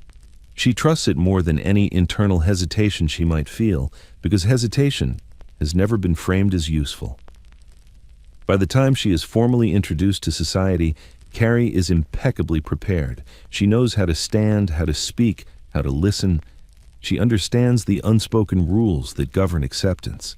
She has mastered restraint, silence, taste, and grace. There is nothing visibly missing. What is missing is not visible at all. Carrie has not been asked to consent to the life she is about to lead, but she has been shaped so thoroughly that consent feels irrelevant. Her readiness has replaced her agency. Her preparation has become her answer. And so she steps forward, composed and capable, into a future that has been waiting for her all along, one she has been trained to fulfill but never invited to question. The debut is never an introduction. It is a verdict. Carrie Astor enters society not as a young woman discovering her place, but as a finished proposition presented for evaluation. Every detail has been arranged in advance, the setting, the timing, the audience. Nothing is left to chance. The event does not exist to welcome her, it exists to confirm that the preparation has succeeded. She understands this instinctively. The air feels different on the day itself, thicker, more deliberate. Movements, slow. Voices soften. The house seems to hold its breath. Carrie does not feel excitement, she feels focus. The debut, she knows, is not about being admired, it is about being approved. Her appearance is flawless without being striking. The gown harmonizes with the room, the season, the expectations already circulating. It does not announce itself, it reassures. Jewelry is chosen to suggest inheritance rather than indulgence. Nothing gleams too brightly. Nothing competes. Carrie's body moves within these decisions effortlessly, as if she had chosen them herself. When she enters the room, eyes lift, not in curiosity but in recognition. Many of those watching have already formed conclusions about her without ever speaking to her. The debut merely verifies what they believe they know. Carrie senses this immediately. She does not try to impress, she does not try to charm. She does exactly what she's been trained to do. She aligns. Conversation unfolds predictably. She speaks when addressed, answers with precision, smiles with restraint. Her silences are well-timed. Her posture remains composed. Nothing in her behavior invites reassessment. This is not the moment for individuality. It is the moment for confirmation. The examination is silent, but exhaustive. She is evaluated on details so small they would seem trivial elsewhere. The steadiness of her gaze, the moderation of her tone, the ease with which she navigates introductions. Each element is weighed against an invisible standard. Carrie does not know where the standard is written, but she knows it exists. Her mother watches from a distance, not anxiously, but attentively. Mrs. Astor does not intervene. She does not need to. This moment belongs to Carrie alone, though it has never truly been hers. The preparation has been years in the making. The outcome, however, will be decided in a matter of hours. Carrie notices the subtle signals as they appear. A nod from someone whose approval carries weight. A conversation that extends rather than closes. An invitation hinted at rather than offered outright. These signs accumulate quietly, forming a pattern she recognizes. The room is settling. The examination is proceeding as intended. What surprises her is not the scrutiny, but its impersonality. She is not being judged as herself, but as a representative of her name, of her upbringing, of the system that produced her. Success here validates not only her, but the structure that shaped her so carefully. By the end of the evening, nothing dramatic has occurred. No scene, no misstep, no moment that will be repeated later with emphasis.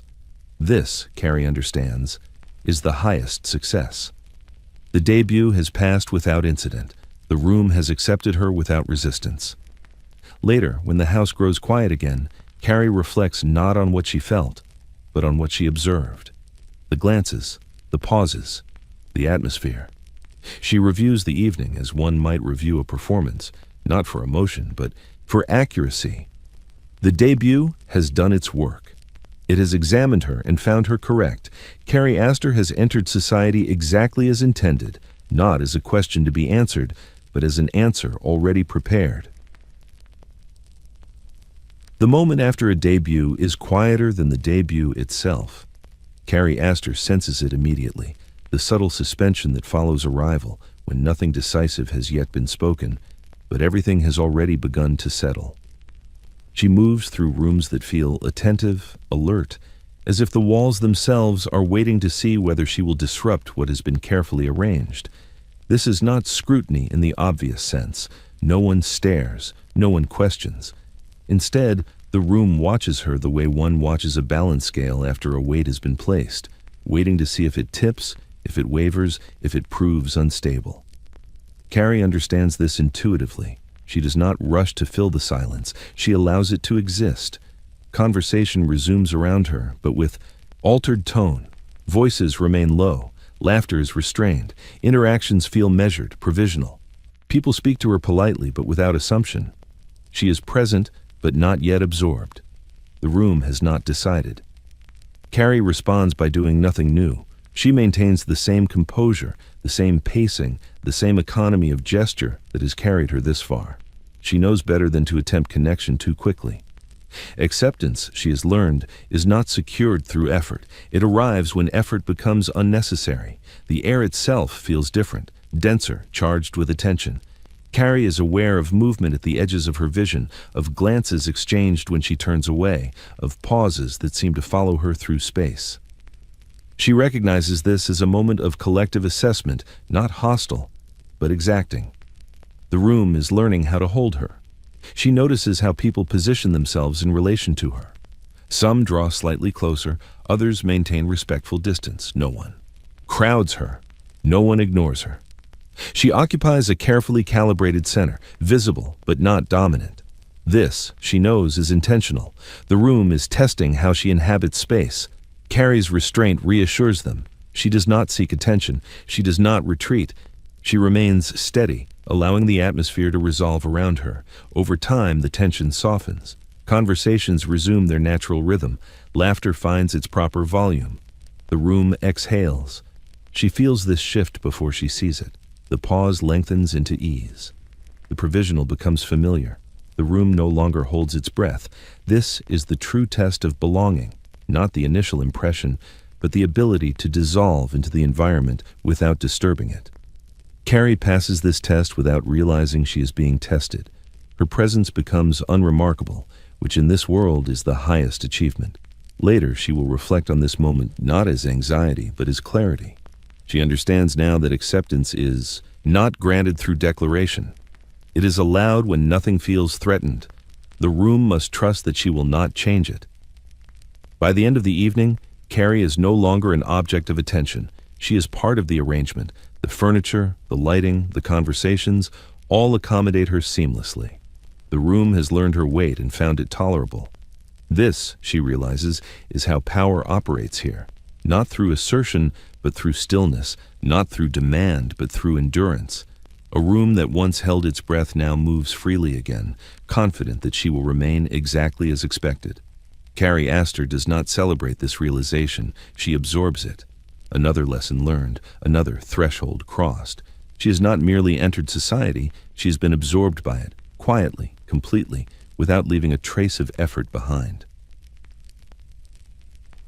The most decisive moment of Carrie Astor's debut is not marked by applause or announcement. It occurs quietly, almost invisibly, in the space between glances. A shift so subtle that only those trained to notice power recognize it for what it is. Mrs. Astor does not step forward to proclaim her daughter's success. She does not offer praise, nor does she correct. She simply allows herself to be seen, standing, observing, unhurried, and in doing so, she delivers the only endorsement that matters. Carrie senses it before she understands it. The room's attention moves, not toward her, but toward her mother. And then, with equal subtlety, it moves back again. This exchange lasts only a moment, but its meaning is unmistakable. Mrs. Astor has found nothing to amend, nothing to restrain, nothing to withhold. In this world, approval is never enthusiastic. Enthusiasm suggests risk. True endorsement arrives as calm continuity. Mrs. Astor's posture remains unchanged. Her expression does not soften or sharpen.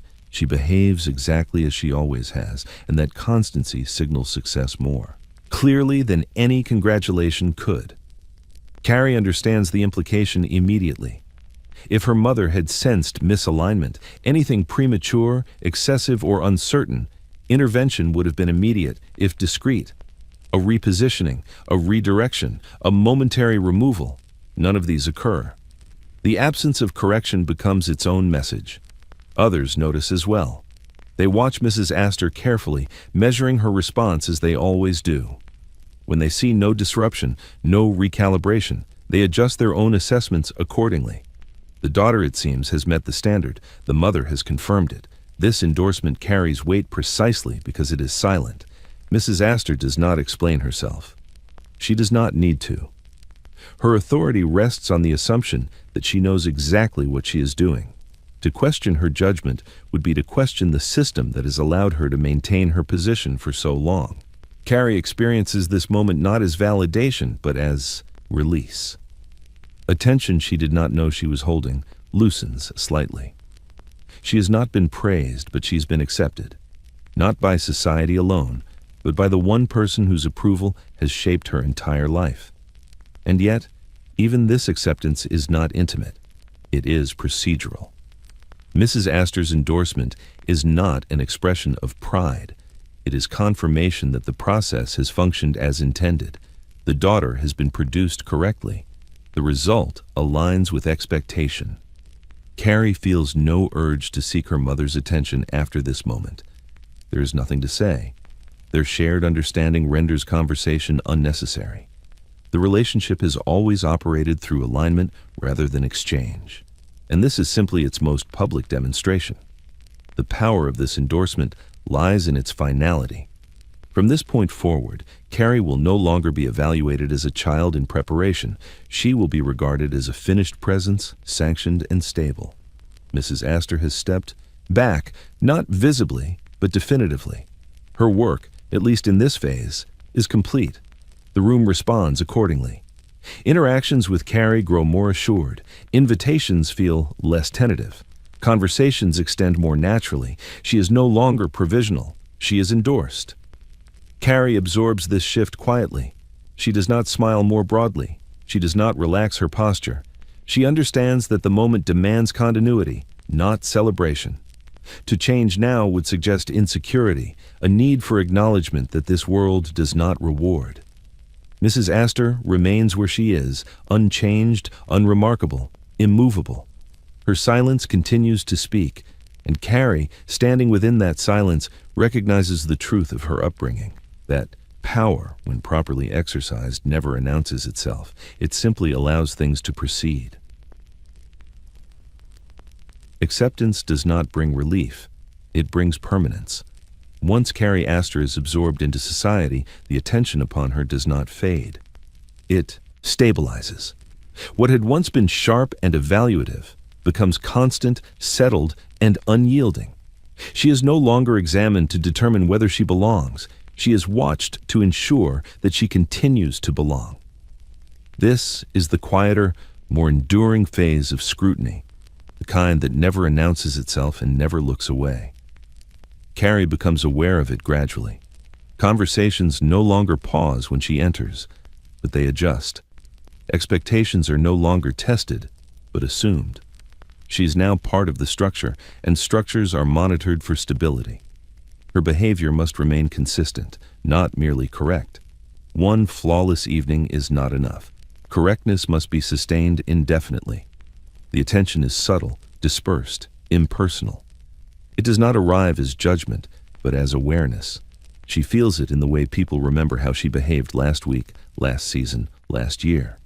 In the way small deviations are noted, filed away, quietly compared. Society, she learns, does not forget. It tracks. Carrie understands that nothing she does now exists in isolation.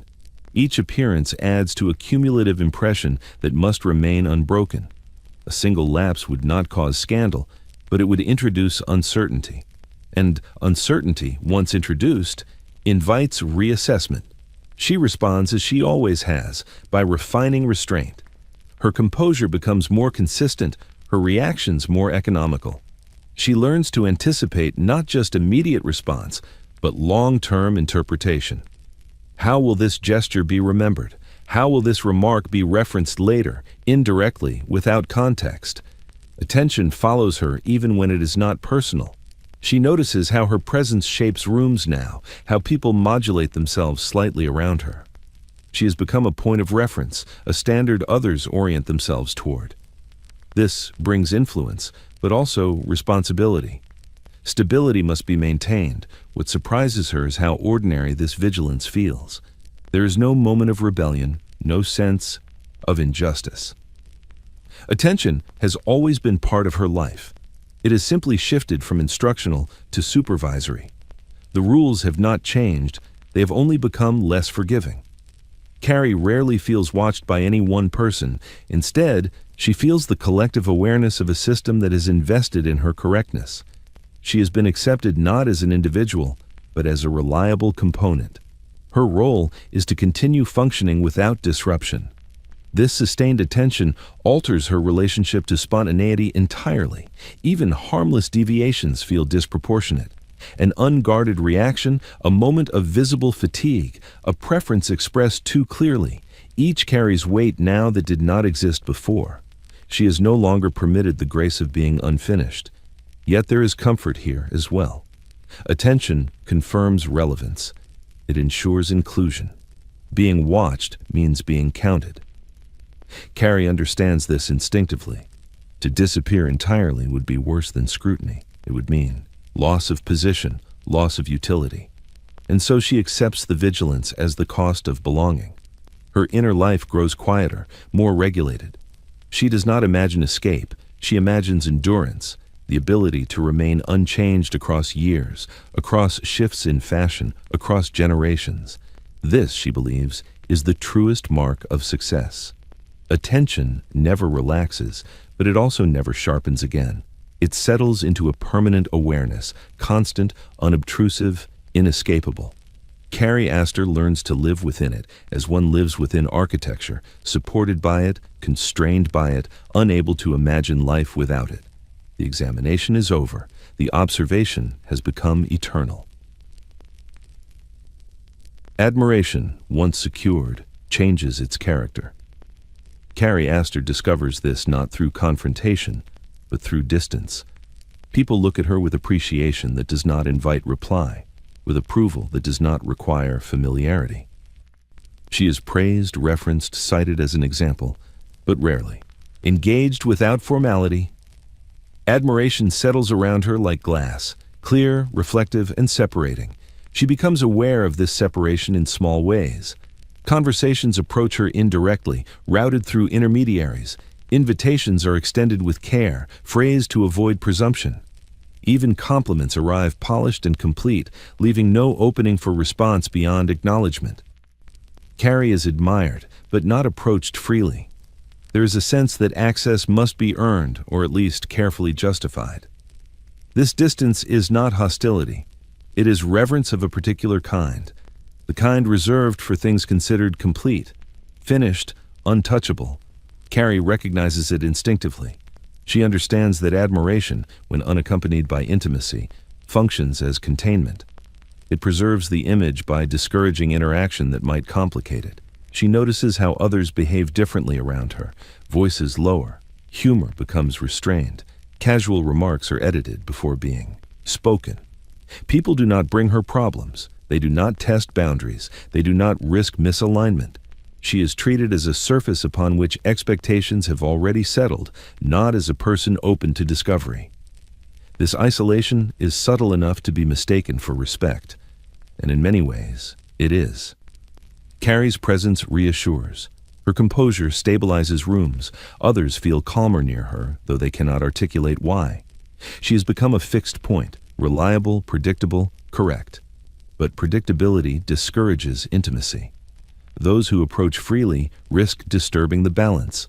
They might reveal something unsanctioned, something unfinished. Better to admire from a distance, to maintain the impression without challenging it. Carrie accepts this without resentment. She has been trained for it. She understands that intimacy invites unpredictability, and unpredictability invites scrutiny. Distance is safer. It preserves her position. It ensures continuity. Still, there are moments when the separation registers. A conversation that ends too neatly. A laugh that does not quite reach her. A friendship that never deepens beyond politeness. These moments do not wound her. They clarify her role. She is not meant to be confided in freely. She is meant to be observed. This understanding shapes her interactions further. She becomes even more careful, offering warmth without familiarity, kindness without closeness. She maintains boundaries that others already respect, reinforcing the distance without naming it. In doing so, she protects herself from expectations she cannot fulfill. What emerges is a peculiar solitude. Carrie is surrounded constantly, yet rarely known. She is included everywhere, yet never fully drawn into the messier aspects of connection. This solitude does not feel lonely in the conventional sense. It feels structured, intentional, consistent with everything she has learned. She understands that admiration, when sustained, requires distance to survive. Familiarity would expose imperfections. Intimacy would invite complexity. The system prefers stability. And so Carrie Astor remains admired, poised, composed, unapproachable in the gentlest possible way. She moves through society as an object of regard rather than engagement, valued for what she represents rather than who she is. This, she realizes, is the final refinement of her upbringing. To be seen without being touched, to be praised without being known, to exist as an ideal rather than a participant, admired always, approached rarely, and never freely. Suitors do not arrive as possibilities. They arrive as evaluations. Carrie Astor understands this immediately, though no one explains it to her. The men introduced into her orbit do not approach with spontaneity or urgency. They are presented, measured, discussed before and after, their presence less an invitation to feeling than an opportunity for alignment. Courtship in her world is not an expression of desire. It is a process of review. Each suitor arrives carrying credentials rather than curiosity. Lineage, fortune, temperament, reputation, these details precede them, circulating quietly through rooms long before introductions are made. Carrie senses that she is not being asked whether she is interested. She's being asked whether the match is suitable. Suitability, she knows, has little to do with inclination. The encounters themselves are carefully managed. Conversations remain polite, bounded, efficient. Questions are safe, answers measured. Nothing probes too deeply, nothing risks exposure. Carrie is not expected to reveal herself, she is expected to confirm compatibility. Her role is to observe, to assess without appearing to judge, to respond without committing. She notices that the men too behave cautiously. They are aware that they are being evaluated not only by her, but by the system that surrounds her. They do not flirt freely. They do not improvise. They present themselves as reliable, stable, appropriate. Courtship becomes a mutual performance of restraint. Carrie reads these performances with practiced ease. She has spent her life doing the same. She observes how each suitor occupies space, how he speaks of others, how he manages silence. She notes whether he is comfortable with attention or dependent on it. These observations feel automatic, unemotional. She does not imagine futures. She records impressions. What surprises her is how little her own response seems to matter. Interest is acknowledged politely, but not pursued. Disinterest is accepted without challenge. The process does not hinge on chemistry. It hinges on consensus. Suitors who align with expectation are encouraged forward. Those who do not are quietly redirected elsewhere without explanation. Carrie experiences this not as coercion, but as inevitability. She has been trained to understand that personal preference is a variable, not a deciding factor. What matters is stability, continuity, the preservation of position. Marriage, like everything else in her life, is treated as placement rather than choice. There's also an unspoken understanding that Carrie herself is part of the assessment. Each suitor's presence tests not only his suitability, but her response to him. Does she maintain composure? Does she avoid excess interest or visible aversion? Does she reflect discernment without resistance? Her performance confirms that she remains aligned with expectation. Over time, this process becomes familiar. Suitors pass through her life with minimal disruption. She is courteous, attentive, neutral. No attachment forms deeply enough to threaten the structure. This is praised as prudence, as maturity, as evidence that she understands her role. And yet, beneath the ritual, something quieter unfolds. Carrie becomes aware that she is being measured not for happiness, but for fit. The question is never whether she will be fulfilled. It is whether she will function seamlessly within the arrangement being proposed. This awareness does not provoke despair. It provokes clarity. Carrie understands that the purpose of these assessments is not to discover her desires, but to ensure she will not disrupt the balance she has been raised to maintain. Suitors are not chosen for passion, but for predictability, for compatibility with a life already outlined. She does not resist this. Resistance would imply an alternative she has never been encouraged to imagine. Instead, she refines her detachment. She becomes adept at allowing the process to proceed without internal disturbance. Interest is acknowledged, then released. Possibility is considered, then set aside. In this way, courtship becomes another examination, less public than the debut, but no less exacting. Carrie Astor passes each assessment with quiet competence, confirming again and again that she understands the terms. She is not searching for love, she is demonstrating readiness. And in her world, readiness is enough. Charm in Carrie Astor's life is carefully cultivated and carefully contained. She possesses it effortlessly, or so it appears. Conversation flows easily around her. People feel at ease in her presence, reassured by her composure, drawn in by her attentiveness. She listens well. She responds with precision. She offers warmth without demand. This is what others call charm. They mistake it for openness. In truth, it is distance refined into elegance. Carrie understands instinctively how to engage without inviting closeness. She knows how to ask questions that encourage others to speak while revealing nothing of herself.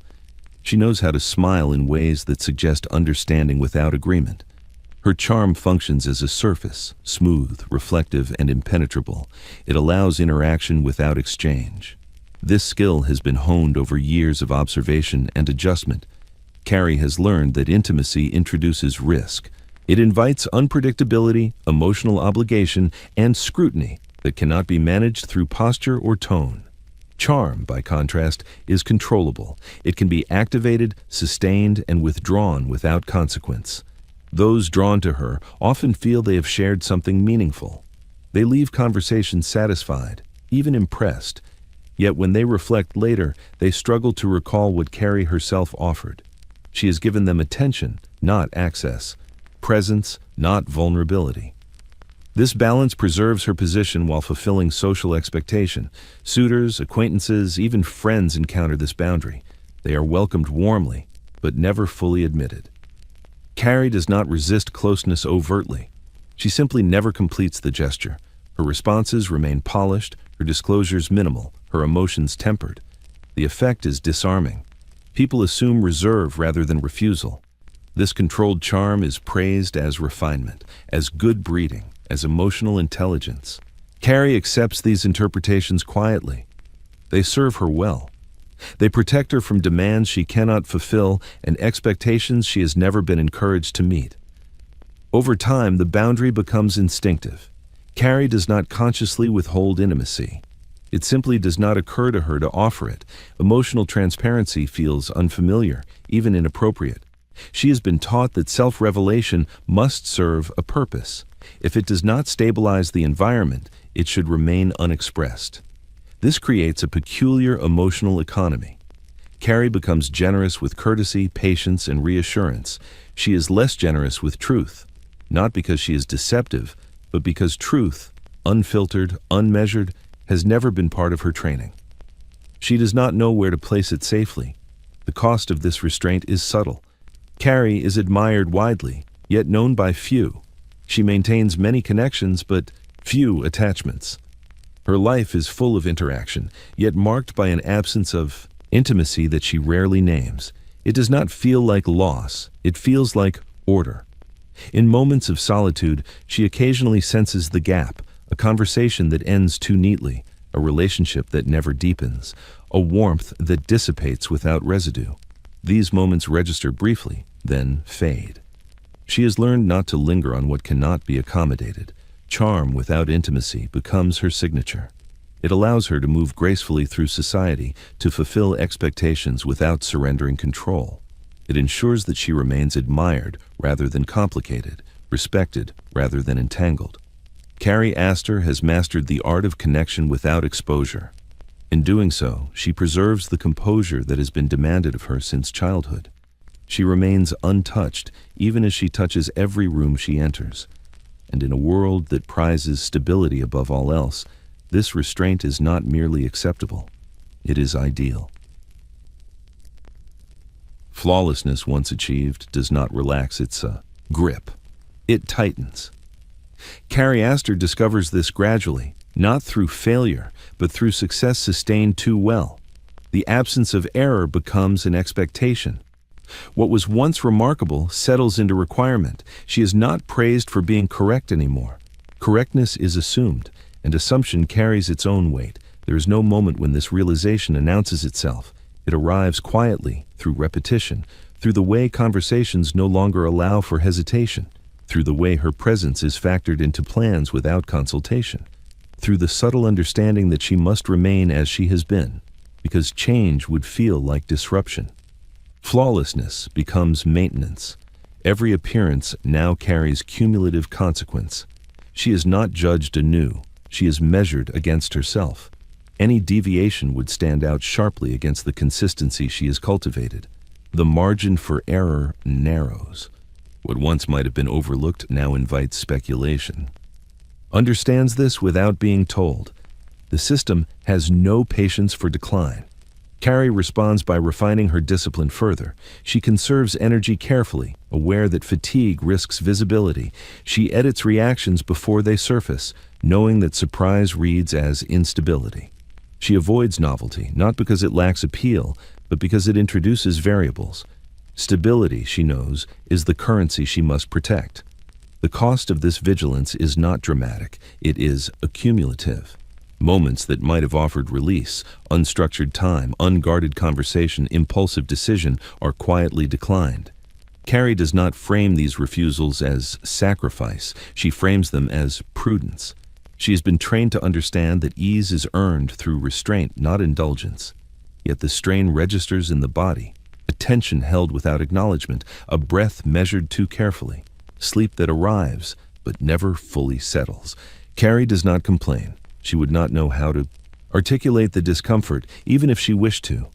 It is not pain, it is pressure. Flawlessness also alters how others relate to her. They expect reliability without effort. They assume steadiness without maintenance. When she appears calm, they do not consider what it costs to remain so. When she manages situations smoothly, they attribute it to nature rather than labor. The work remains invisible. This invisibility is the final refinement of her role, to make effort disappear entirely. Carrie understands that any visible strain would undermine the image she has been built to sustain. Fatigue must be concealed. Doubt must be redirected inward. The cost of flawlessness is paid privately, without acknowledgement or relief. She notices, too, how difficult it becomes to imagine alternatives. A different way of living would require visible adjustment, and adjustment would suggest prior insufficiency. The system does not reward revision, it rewards continuity. Carrie's path is narrowed so gradually that it no longer appears narrow at all. What remains is endurance. She does not resent this. Resentment would imply entitlement to something else. She has been taught to value function over feeling, stability over satisfaction. The cost of flawlessness is acceptable because it ensures her continued position, and position, in her world, is security.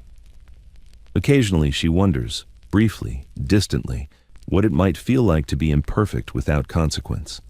The thought appears like a passing draft, then vanishes. There is nowhere for it to settle. Flawlessness demands constant attention. It requires vigilance that never rests, awareness that never dulls. Carrie Astor pays this cost without complaint, without acknowledgement, without deviation. She has been trained to. And so she remains flawless, not because it fulfills her, but because in her world, flawlessness is the only condition under which belonging is guaranteed. Carrie Astor comes to understand that belonging does not require claiming. From her earliest moments in society, she is aware that her presence is expected.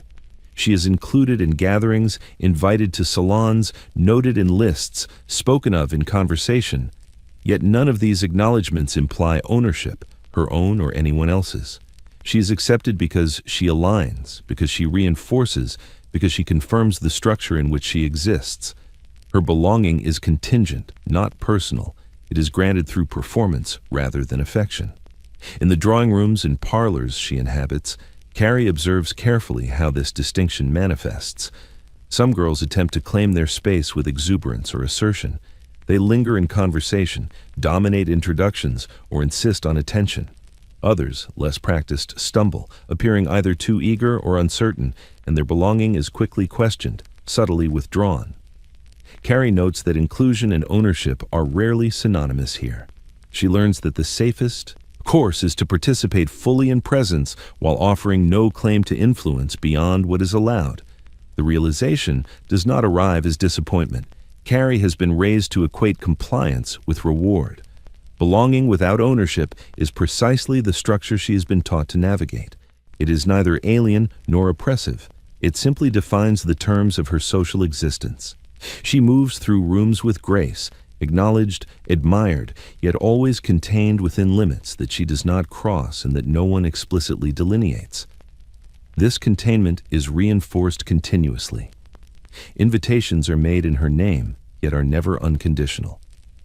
Praise follows her accomplishments, but never fully connects to her desires or intentions. Affection is offered sparingly, carefully measured. She begins to recognize that the world is more attentive to her conformity than to her individuality, and that her value lies in the certainty she provides rather than the unique identity she possesses. Carrie internalizes this lesson over time. She begins to distinguish between presence and claim. It is possible to exist fully within a space, to influence the atmosphere subtly, to be seen and regarded without ever asserting ownership. Her movements, her gestures, her words are calibrated accordingly. She participates completely, yet never appears to overstep. She is included in the rhythm of society, and in turn, she contributes to its maintenance, but she remains apart from any explicit authority. This balance has profound consequences. She gains the stability that comes from recognition without challenge. She learns to anticipate expectations, to fulfill them before they are articulated. Her belonging becomes invisible, taken for granted, yet secure. Those around her rarely question her presence, but they also rarely mistake it for autonomy. Carrie exists as a hinge, essential, quiet, reliable, without ever appearing to grasp or hold power. Yet there is a subtle cost. Carrie's internal world becomes private by necessity.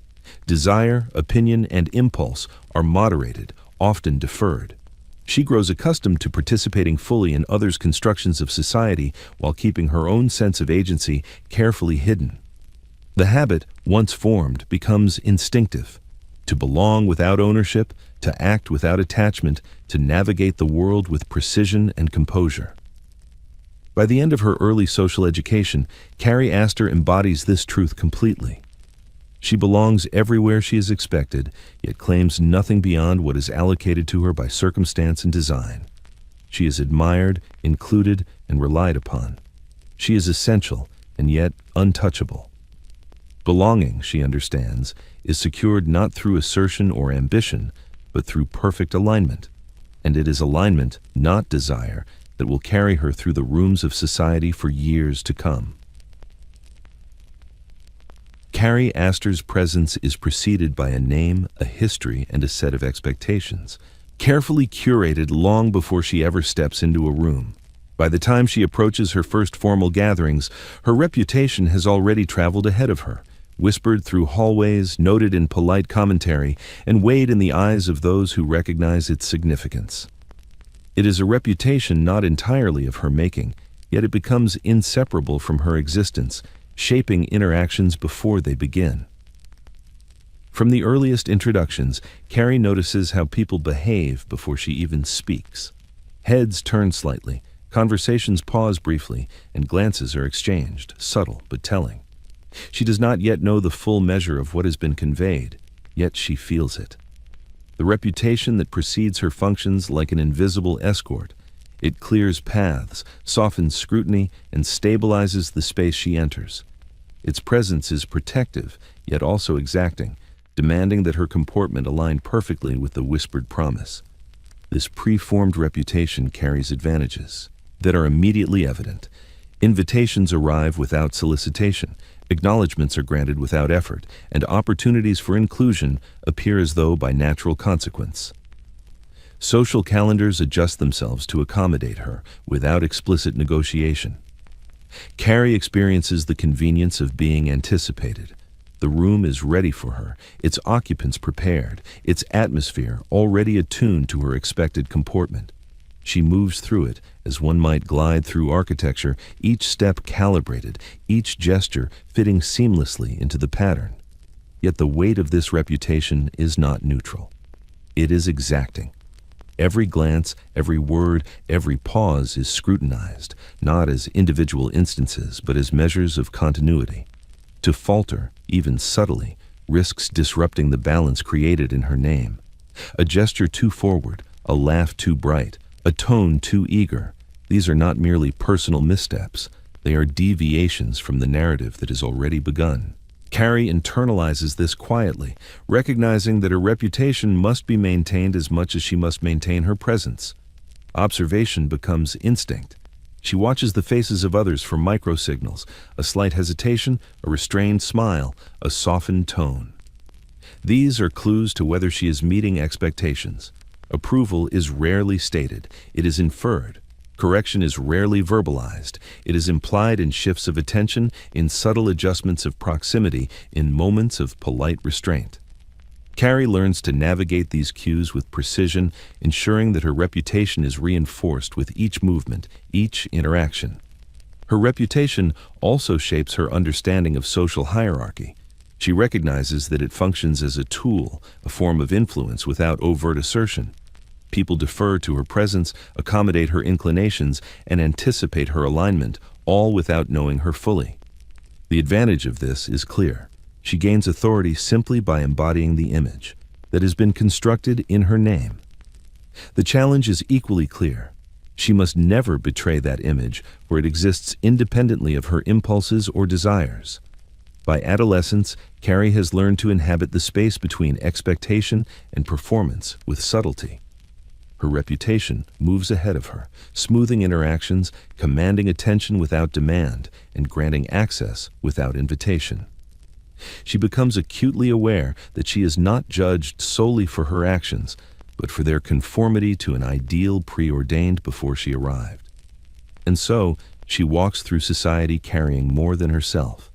She carries the weight and assurance of a carefully orchestrated name.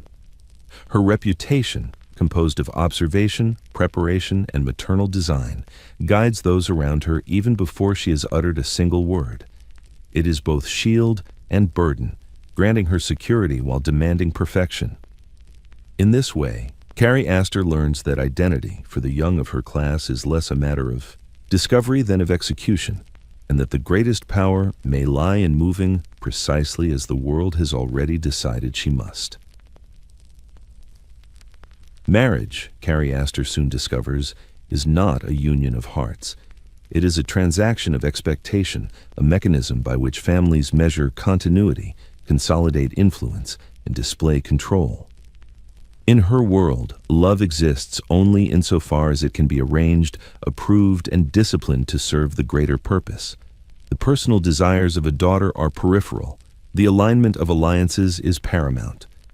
From the earliest discussions, Carrie senses the deliberate orchestration at work. Conversations concerning potential matches are never casual. Names are noted, pedigrees compared, wealth and temperament assessed. Suitors are presented as opportunities rather than companions, evaluations rendered in social currency, their value determined by compatibility with existing power structures. Her own preference is neither solicited nor anticipated. It is assumed that she will comply with what has been arranged. Her mother's influence is evident in every step. Mrs. Astor observes, guides, and adjusts without interference. A glance, a subtle shift in seating, the arrangement of introductions, all communicate imperatives that Carrie absorbs instinctively. She has been trained for this. To falter, even subtly, would disrupt the careful architecture of expectation. To question would suggest a lack of discipline. And discipline, she knows, is the measure of worth in her household. The suitors themselves approach with the same awareness of structure. Their manners are measured, their gestures restrained, their attention strategically directed. They know that their value is assessed as much by what they contain as by what they present. Conversation is polite, devoid of vulnerability. They display propriety rather than passion, self-restraint rather than spontaneity. Carrie recognizes this almost immediately. She aligns with it effortlessly. Her responses are precise, her attentiveness exact, her composure unbroken. She has been trained to participate fully without disrupting expectation. Observation becomes part of the assessment. Carrie notes how each young man manages space, handles conversation, and observes decorum. She is neither indifferent nor emotionally invested. She evaluates subtly, as she has learned to evaluate the world itself, with attention, without visible desire, absorbing the patterns of behavior without attachment. The interactions are formal exercises in social intelligence, rehearsed but appearing natural, polished yet unrevealed. The house itself participates. Rooms are arranged to accommodate introductions seamlessly. Furniture, light, and sound are manipulated subtly to support composure. Meals, refreshments, and seating plans are carefully timed to maintain order. Even atmosphere is calibrated so that every gesture, every pause, every glance contributes to the impression of seamless alignment. Carrie moves within this environment as one moves through a well-crafted performance, neither improvising nor rebelling, only executing with precision. What Carrie begins to understand is that marriage is a culmination of training rather than a beginning. It is the ultimate application of all lessons previously learned: restraint, composure, observation, discretion. Every movement, every word, every glance functions as confirmation of her suitability. The choice is never hers to make. Her role is to embody readiness and maintain continuity. Success is measured not in passion or happiness, but in alignment. Her presence must stabilize, reassure, and confirm the social order. By the time discussions of actual matches progress, Carrie has internalized the system fully. She does not resist. She cannot conceive of resistance. She participates with quiet efficiency, executing each interaction with the skill of one who has rehearsed every detail since infancy. Her future is mapped before her, her performance flawless, her acceptance inevitable. Marriage in the Gilded Age is a strategic placement, and Carrie Astor, perfected by upbringing, positioned by observation, and disciplined by expectation, is ready to inhabit it with the same composed inevitability that has guided every other moment of her life. By the time Carrie Astor enters the first season of her adult life, she's become something more than a young woman. She's a role realized in every detail, a performance so complete that it appears entirely natural. The lessons of her upbringing, the measured posture, the controlled gesture, the polished language, the strategic silence, have coalesced into a presence that commands attention without demanding it, that reassures without yielding, that embodies expectation without revealing effort. She moves through salons and drawing rooms with an ease that suggests instinct rather than preparation.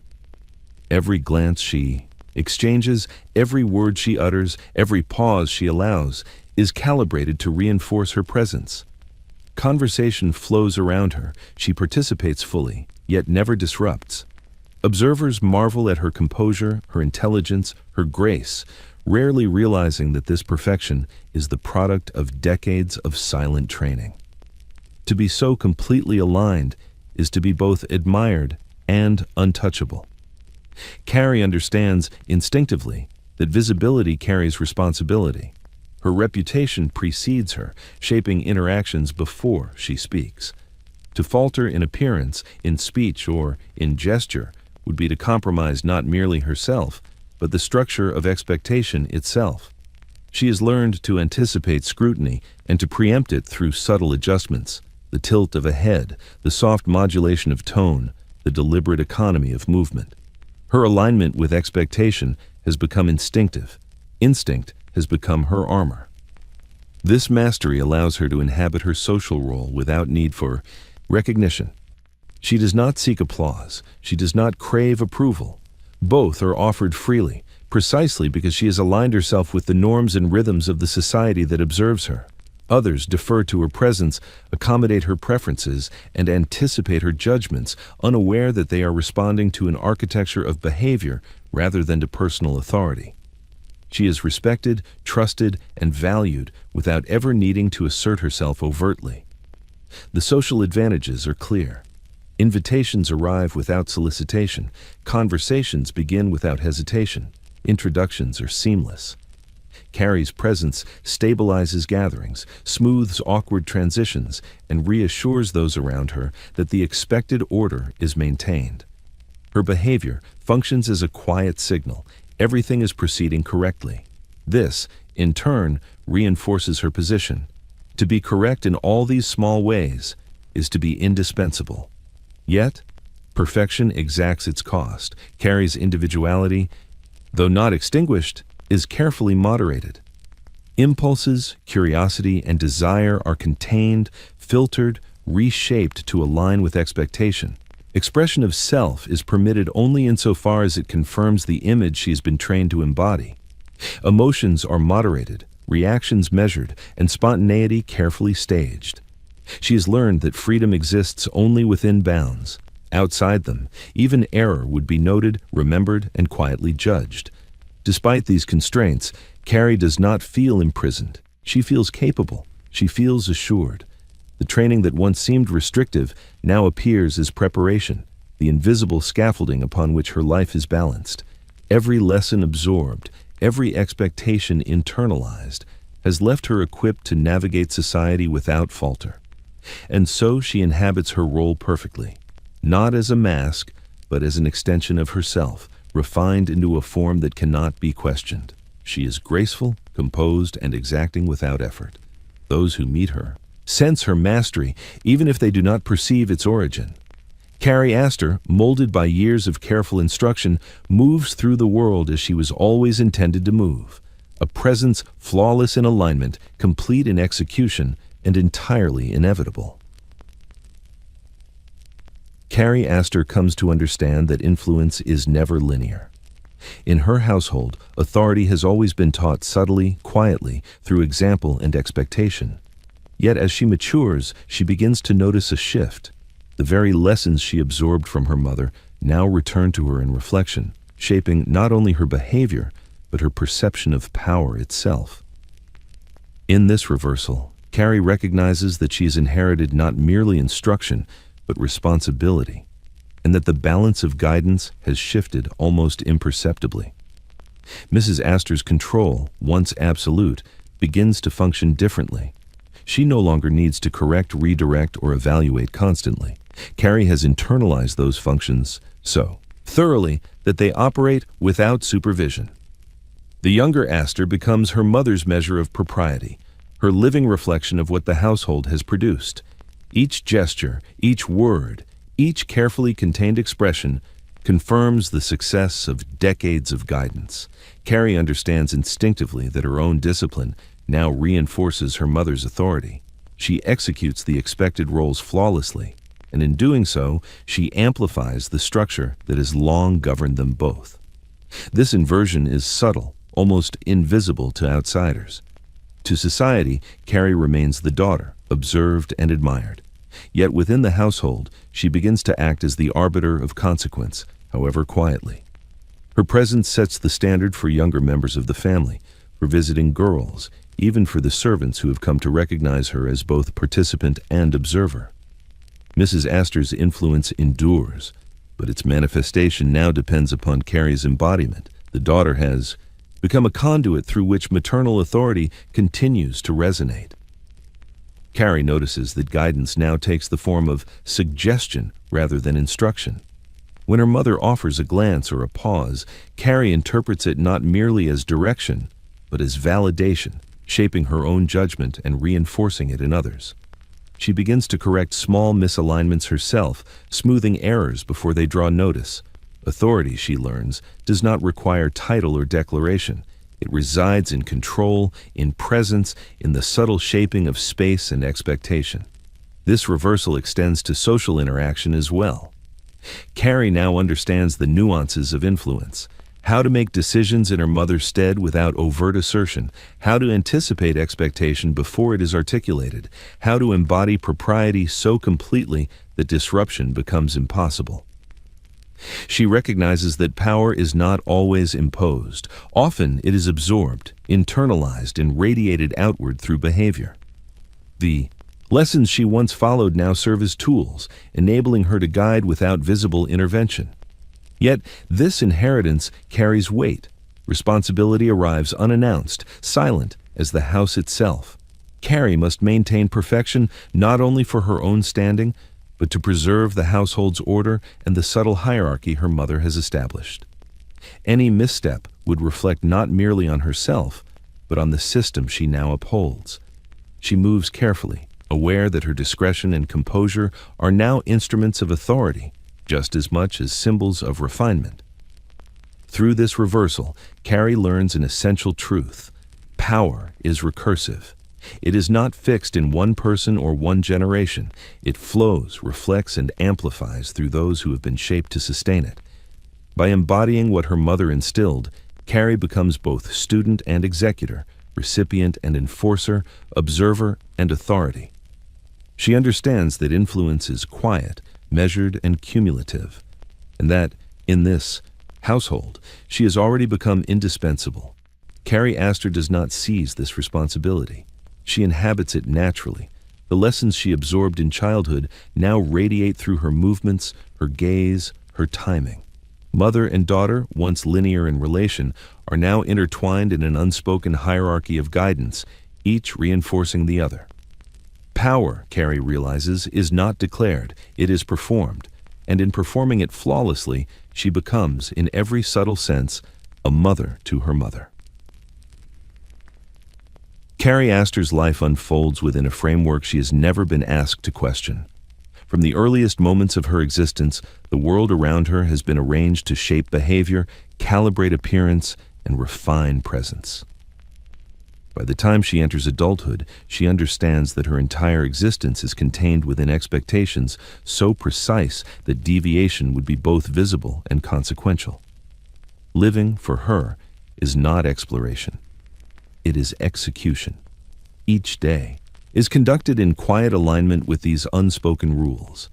When she moves through the house, her posture remains impeccable, gestures minimal, and expression measured. Her voice, modulated to the softest acceptable tone, participates in conversation without assertion. Her laughter is light, her smiles brief, her approval granted with careful timing. Every interaction is choreographed, consciously or instinctively, to confirm the structure that surrounds her. She has absorbed its rhythms so fully that they feel like instinct, though every step is calculated in the manner of one walking a narrow ledge. The social world extends this internalized discipline outward. In drawing rooms, salons, and formal receptions, Carrie is observed not for spontaneity, but for composure. Her words are noted, her behavior recorded, her reputation reaffirmed with each measured action.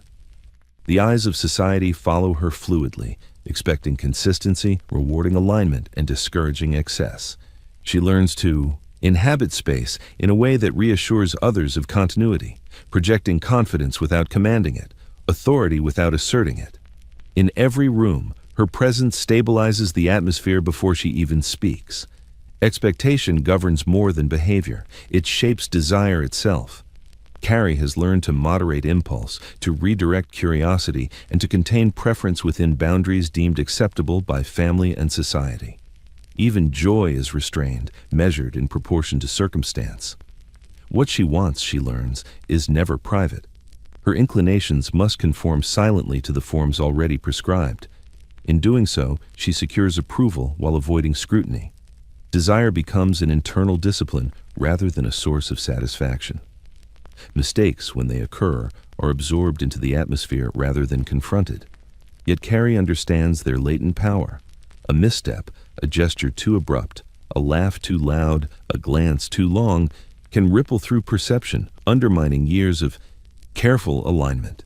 She internalizes vigilance as a constant companion, adjusting posture, expression, and timing before any observation can register. Living inside expectation is a full-time occupation, one that leaves little space for the unguarded self. Even solitude is regulated. Moments alone are spent reviewing and refining conduct rather than indulging impulse. Private reflection is organized around understanding how her behavior will be perceived externally. Carrie's inner life is disciplined as rigorously as her outward presentation, her thoughts subjected to the same scrutiny as her gestures, her moods tempered to preserve continuity. By adulthood, living inside expectations has become second nature. Carrie does not notice its boundaries. She does not consider what freedom might mean, because freedom has never existed outside the framework that has shaped her. The house, the tutors, her mother, and society have combined to produce a presence so perfectly aligned that it seems natural, inevitable, and effortless. Yet the cost of this perfection is invisible even to her. Individuality, spontaneity, and unmediated desire are contained, unexpressed, and largely unexamined. Carrie exists as a model of alignment, moving seamlessly within the forms imposed upon her. She is never unprepared, never unchecked, never imperfect. In every sense, she has learned to live inside expectations and to make the living of them appear indistinguishable from life itself. Carrie Astor's presence exerts power in ways that few recognize and fewer acknowledge. By now she has learned that influence is not always announced, that authority can be subtle, and that impact does not require ownership of the act. In drawing rooms, at receptions, in the corridors of social gatherings, she affects outcomes, shapes impressions, and stabilizes interactions, but rarely, if ever, receives recognition for it. Her influence is quiet, invisible, yet pervasive. She understands instinctively that overt assertion would undermine her role. To speak too forcefully, to insist too sharply, is to draw attention to the mechanism rather than the result. The goal is not to be noticed as a decision-maker, but to ensure that the social machinery functions as it should, seamlessly and without question. Carrie's interventions are woven into the flow of events so subtly that their presence is assumed rather than attributed. Observation remains her primary tool. She watches the dynamics of conversation, the placement of guests, the flow of attention, and she adjusts herself accordingly. A question deferred here, a nod given there, a look exchanged with precision. These gestures guide the room, but they do so without fanfare. She has mastered the art of acting as if she were merely present, while ensuring that everything proceeds in accordance with expectation. Those around her often fail to perceive the extent of her role. Guests and acquaintances remark on the smoothness of gatherings, the ease of interaction, the absence of awkwardness, but they rarely see the hand that guides it. They attribute harmony to circumstance, to the excellence of the host, or to luck. The careful orchestration that Carrie provides is invisible to all but the most attentive, yet it is indispensable. She has become the fulcrum upon which propriety balances. Her influence extends to subtle moral judgments as well. By maintaining composure, she models restraint for younger women, providing a reference for proper behavior without needing to instruct. By timing responses and gestures with precision, she diffuses potential conflict before it emerges. By observing attentively, she ensures that deviations from expectation are anticipated and mitigated. All of this occurs without speech, without announcement, without explicit credit. Carrie does not correct openly, she guides quietly. Even in moments of social maneuvering, her effect is indirect. A suitor's hesitancy is calmed by her measured response. A hostess's uncertainty is eased by her silent presence. Decisions that might have been contested are aligned instinctively with expectation, in part because Carrie's comportment signals stability. Her influence operates in the negative spaces, between words, in pauses, in subtle shifts of posture and attention. Yet this quiet power carries its own weight. It demands vigilance, constant awareness, and restraint. She cannot act impulsively. Every gesture is an intervention that must be weighed for consequence. The labor of influence is invisible, but it is relentless. Carrie has no release, no acknowledgement, no external validation. The reward is intrinsic. The knowledge that she has preserved harmony, that she has maintained order, and that she has fulfilled the purpose for which she was trained. By adulthood, Carrie understands that influence does not require recognition. It is most potent when unnoticed, when absorbed into the fabric of society without fanfare. She has learned to shape events, perceptions, and interactions with precision and care, leaving credit to circumstance or others. Quiet influence, she knows, is both her inheritance and her mastery, an authority exercised flawlessly, invisibly, and entirely without claim. Carrie Astor comes to understand that the greatest measure of success in her world is the absence of scandal, not its avoidance through misfortune, but its impossibility through refinement. The society she inhabits does not celebrate achievement in isolation. It observes it with scrutiny, measuring not only what is done, but how it is done.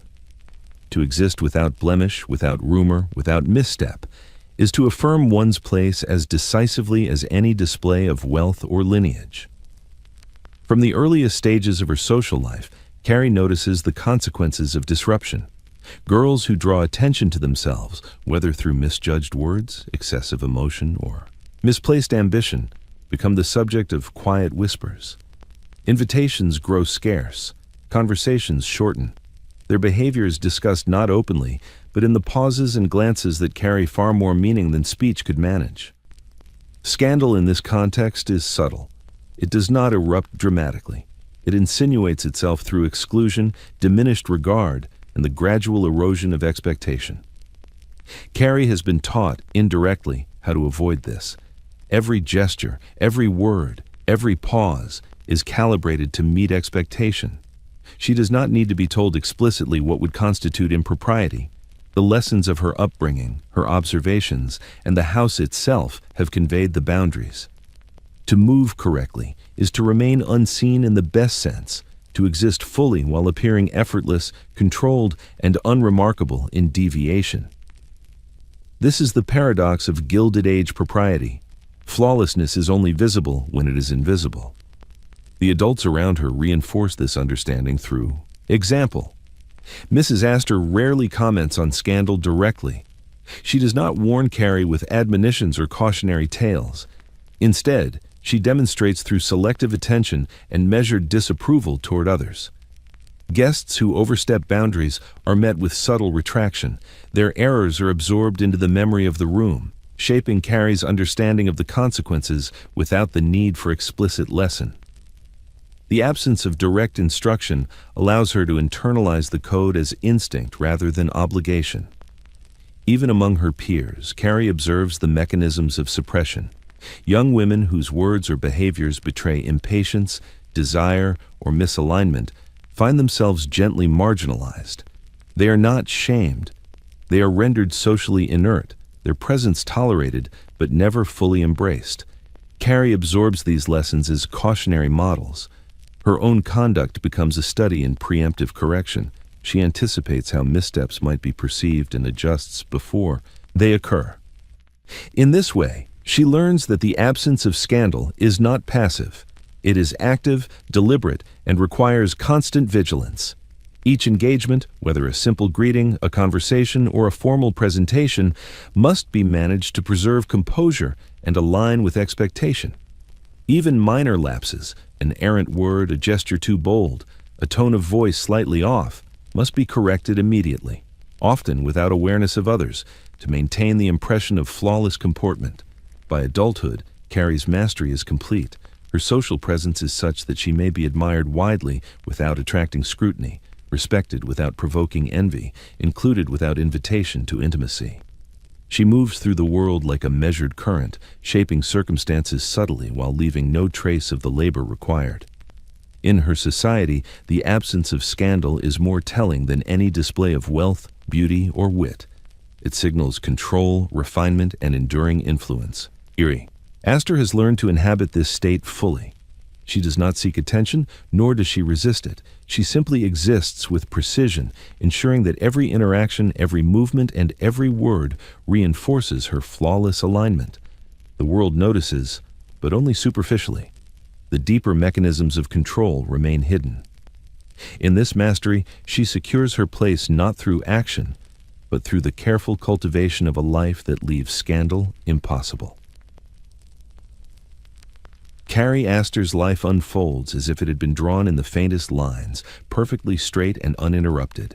Each day, each gesture, each interaction follows the invisible grid that has been imposed upon her since birth. There is no sudden divergence, no moment of rebellion, no instance where impulse overtakes expectation. Deviation is neither desired nor imagined. It has been rendered unnecessary through years of careful instruction and observation. Carrie moves with precision, inhabiting her role entirely, and the world accommodates her alignment as though it had been waiting for her all along. From her earliest social seasons, she internalized the lessons that would guide every step. Every posture, every glance, every tone of voice had been honed in the household that produced her. Her mother's influence was present in each nuance, subtle yet omnipresent. By the time Carrie enters formal society, she has already learned how to anticipate scrutiny, preempt misunderstanding, and navigate expectation without falter. She has never needed to test the boundaries, because the boundaries have been embedded in her, measured against her awareness before she could articulate them. Deviation, she understands, carries consequences too subtle to be explained, yet too real to be ignored. A misstep, a gesture slightly off, a laugh slightly too bold, a word spoken with unintended emphasis would ripple quietly, altering perception and raising doubt. Even temporary departure from expectation could threaten not only her reputation, but the system that relies upon her precise compliance. Through careful observation, Carrie recognizes these consequences and ensures that her conduct remains impeccable. This unbroken adherence produces an impression of inevitability. Those who encounter her sense that her presence, her behavior, her influence is unalterable. Guests and suitors alike respond to her not simply as a participant, but as a standard, an axis around which social decorum stabilizes. Even without spoken authority, Carrie commands the room, guiding interaction with nothing more than careful placement of attention, measured responses, and subtle gestures. The perfection of her alignment renders intervention unnecessary. She does not need to direct. The room conforms naturally to her presence, yet the cost of this consistency is invisible, though deeply felt. Carrie's desires are tempered before they reach consciousness. Her inclinations are moderated, her curiosities filtered, her whims disciplined into forms that will not disrupt the ordered space she inhabits. Spontaneity, in the conventional sense, is unknown to her. Even in solitude, her thoughts follow the patterns she has internalized, always measured, always prepared, always correct. Her internal life becomes a mirror of external expectation. She has no need for rebellion, because compliance has been rendered effortless.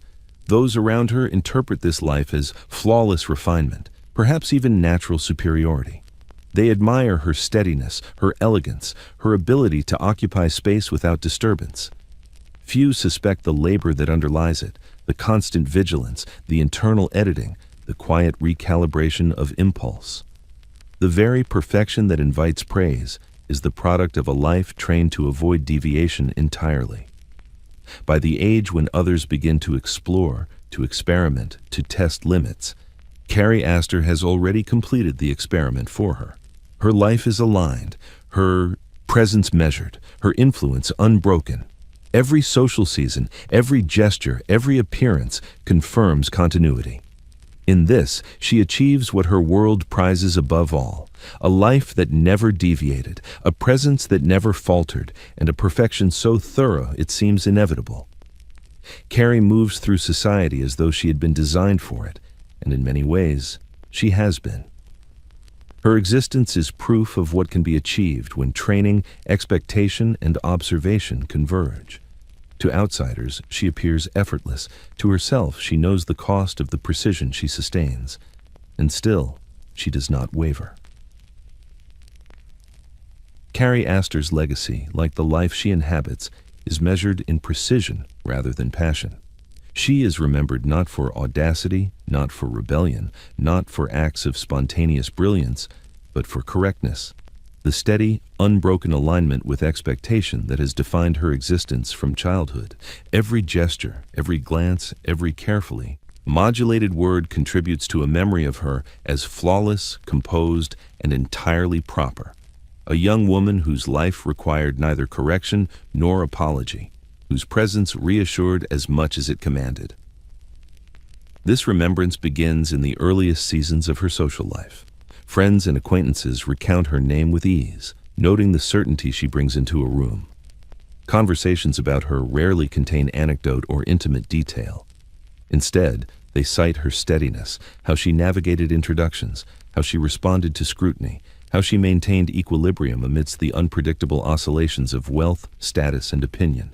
She is praised not for what she did, but for how seamlessly she existed. Her conduct becomes a standard against which others are quietly measured, though they rarely articulate it. Correctness, Carrie understands, is a form of power. It shapes perception without overt assertion, influences interaction without apparent intervention. Her alignment with expectation stabilizes gatherings, reassures hosts, and signals propriety to visitors. Those who encounter her experience the comfort of continuity. They know she will behave precisely as decorum dictates. This reliability earns admiration that is deep but unspoken. She is trusted implicitly, even by those who scarcely know her, because her presence confirms that the social machinery is functioning as intended. Yet, being remembered for correctness carries a subtle cost. Carrie's individuality, her desires, her impulses are rarely cited. The qualities that might have distinguished her as unique, as spirited, as unpredictable, remain unrecorded. Her memory is sanitized, distilled into the form society can comprehend, composed, prudent, aligned. Any divergence from this form, however fleeting, is erased by observation, by repetition, and by the internal discipline that she has learned to maintain since infancy. She is flawless and thus forgettable in the sense that no deviation exists to create intrigue. Even within her own family, remembrance favors the visible evidence of propriety. Her mother, Mrs. Astor, has taught her that lasting influence arises from the preservation of reputation rather than the pursuit of acknowledgement. Carrie is observed, assessed, and remembered through the lens of what is correct, not what is felt. Affection, admiration, and esteem are granted for alignment, for consistency, for performance, rather than for the private impulses that animate her interior life. In public and private, Carrie internalizes this principle. She moderates laughter, tempers curiosity, restrains whim, and suppresses impulsive gestures. Her comportment becomes habitual, instinctive, and unremarkable in its perfection. To recall her is to recall order itself, a presence that harmonizes with expectation and leaves no trace of disturbance. People remember how she moved, how she spoke, how she balanced, not why she did so, nor what she might have wished to do otherwise. By the time she reaches the pinnacle of social maturity, Carrie's life is a continuous demonstration of correctness. She is remembered because she embodies it so completely that her presence is inseparable from propriety itself. To speak her name is to invoke balance, restraint, and assurance. Her influence, quiet and pervasive, extends beyond memory because it is inseparable from the expectations it is so flawlessly met. In every glance recalled, every gesture recounted, and every story told of her presence, she is, above all, correct. And it is in this correctness, both her shield and her legacy, that Carrie Astor secures her place, not as an individual celebrated for desire or daring, but as an exemplar of perfection, remembered endlessly for having existed exactly as she was expected to, without deviation, without flaw, and without question. Carrie Astor comes to recognize that the greatest inheritance she will ever receive is not wealth, nor jewels, nor estates. It is compliance, the ability to navigate expectation, to align instinctively with authority, and to move through life without disturbance. This inheritance is intangible, yet it shapes every encounter, every choice, and every perception. It is more valuable than fortune because it ensures permanence. It is more demanding because it exacts vigilance at every moment. From childhood, compliance was instilled as a habit rather than an instruction. Carrie learned to anticipate responses, to interpret glances, to correct behavior before intervention could occur. Each gesture was a lesson, each silence a demonstration. Over the years, she absorbed the patterns of propriety so completely that they became second nature. She did not act under coercion. She acted because alignment had become instinctive, and instinct had become her guide. This inheritance is confirmed in every social encounter. When Carrie enters a room, she does so already measured. Her movements, her speech, her posture, and her expression are precisely calibrated to harmonize with expectation.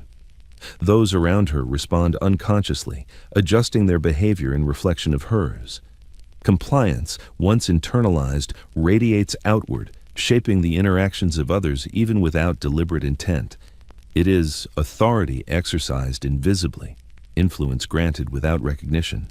Yet, compliance is never effortless, though it appears so to outsiders. Carrie monitors herself constantly, attending to the minutiae of expression, tone, and gesture. The smallest lapse, a misjudged inflection, a fraction of inattentive posture, could invite scrutiny. Even in private moments, she remains alert, observing her own alignment as though the house, her mother, and society itself were watching. This is the quiet labor of inheritance, invisible, unacknowledged, continuous. Her mother's influence remains the foundation of this inheritance. Mrs. Astor's guidance was never overt, yet it was pervasive. Every lesson Carrie received was filtered through observation, modeling, and subtle redirection. Over time, Carrie realized that her mother's authority had prepared her not merely to comply, but to perpetuate compliance herself. She became the instrument through which the household's standards continued to operate, extending their reach into every interaction and social engagement. Compliance, Carrie understands, is also protective. It shields her from scrutiny, from error, and from misalignment with the expectations of others. By adhering to it, she ensures stability, preserves reputation, and secures her position within a system that values continuity above all else. Those who deviate are noted, discussed quietly, and gradually marginalized. Carrie has absorbed the lesson fully. To remain included, she must never falter. The inheritance of compliance shapes more than public behavior. It informs her interior life. Desire, curiosity, and whim are managed silently. Impulse is filtered before it manifests. Thoughts and emotions are translated into forms that will not disrupt the equilibrium she embodies. In this way, Carrie becomes both subject and executor of compliance. She lives it internally as well as externally, sustaining a seamless alignment that appears effortless to those around her. By the end of adolescence, Carrie recognizes the full weight of this inheritance. It is not tangible, it cannot be counted or worn. Yet, it exceeds all other gifts, for it ensures survival, continuity, and influence in a world that prizes perfection above passion. She carries it forward deliberately, applying its principles to every interaction, every gesture, every moment of presence. Compliance is her inheritance, her training, and her legacy, and she embodies it with flawless fidelity, securing her place in a society that rewards the absolute mastery of expectation. Carrie Astor reaches the culmination of her upbringing and her social debut with a clarity that few outsiders perceive. She's been made, not chosen. Every aspect of her existence, the measured composure, the disciplined gestures, the controlled speech, the calculated silences, has been orchestrated with intent long before she could participate in its design. Her life is not the product of whim, desire, or chance. It is the sum of instruction, observation, and expectation, perfectly executed through her body, her mind, and her presence. From earliest infancy, the house, her mother, and society itself collaborated to shape her. Lessons were absorbed rather than taught, modeled rather than explained. Posture, movement, taste, speech, and restraint were all codified through repetition, calibrated to align with the invisible architecture of propriety. Carrie learned to inhabit these lessons seamlessly, never questioning their boundaries, never testing their limits, because the act of alignment itself became instinct. She did not grow into it herself. She was guided, molded, refined, and produced with care. By the time she entered adulthood, Carrie had become the embodiment of expectation. Her presence commands attention, her behavior reinforces social order, and her composure stabilizes interactions, all without the need for assertion. She has mastered the art of influence without visibility, guidance without explanation, and perfection without strain.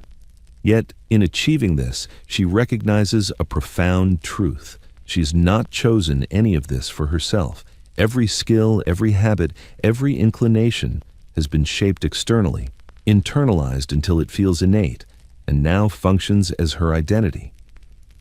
Marriage, the culmination of social preparation, is no exception. Suitors approach not as companions to be selected, but as assessments to be accommodated. Alignment and restraint, not affection or desire, dictate engagement. Carrie fulfills her role flawlessly. She participates, she observes, she adjusts, but she does so because she has been prepared to perform, not because she has exercised preference. Choice, in its most personal form, is an abstraction. She's been made suitable, ready, and inevitable. Even within the household, the reversal of influence has reinforced this reality. Her mother, having trained her, now relies upon Carrie to execute the very expectations that once guided her. In embodying the principles of composure, taste, and discretion, Carrie becomes both product and perpetuator of the system. She upholds authority that is invisible, preserves order that is unspoken, and ensures continuity without acknowledgement. She moves with assurance because she knows precisely what has been constructed for her and precisely what she must sustain. The perfection of this preparation is both protective and constraining. It shields her from error, scrutiny, and scandal. It secures her social position and guarantees her inclusion. Yet it also limits the expression of desire, curiosity, and spontaneity. Freedom, in the conventional sense, does not exist within the parameters that have been so thoroughly internalized. Carrie has not chosen herself, her path, or her engagements. She has been produced for them, and she inhabits them with the seamless precision that has always been expected. In recognizing this, Carrie does not despair. She does not resist. She does not question the design. Instead, she accepts it as reality and fulfills it impeccably. Her presence, her behavior, her influence all confirm the success of a life orchestrated with care. She is flawless, composed, and entirely aligned. She is made, not chosen. And in this final realization lies her legacy. Carrie Astor is not remembered for rebellion or caprice, for passion or whim. She is remembered for execution, for inhabiting her role perfectly, for fulfilling expectation without error, for moving through society as a product of design, and for confirming in every gesture and glance that some lives are created to be inevitable, flawless, and unassailable. In the world she inhabits, this is both triumph and destiny.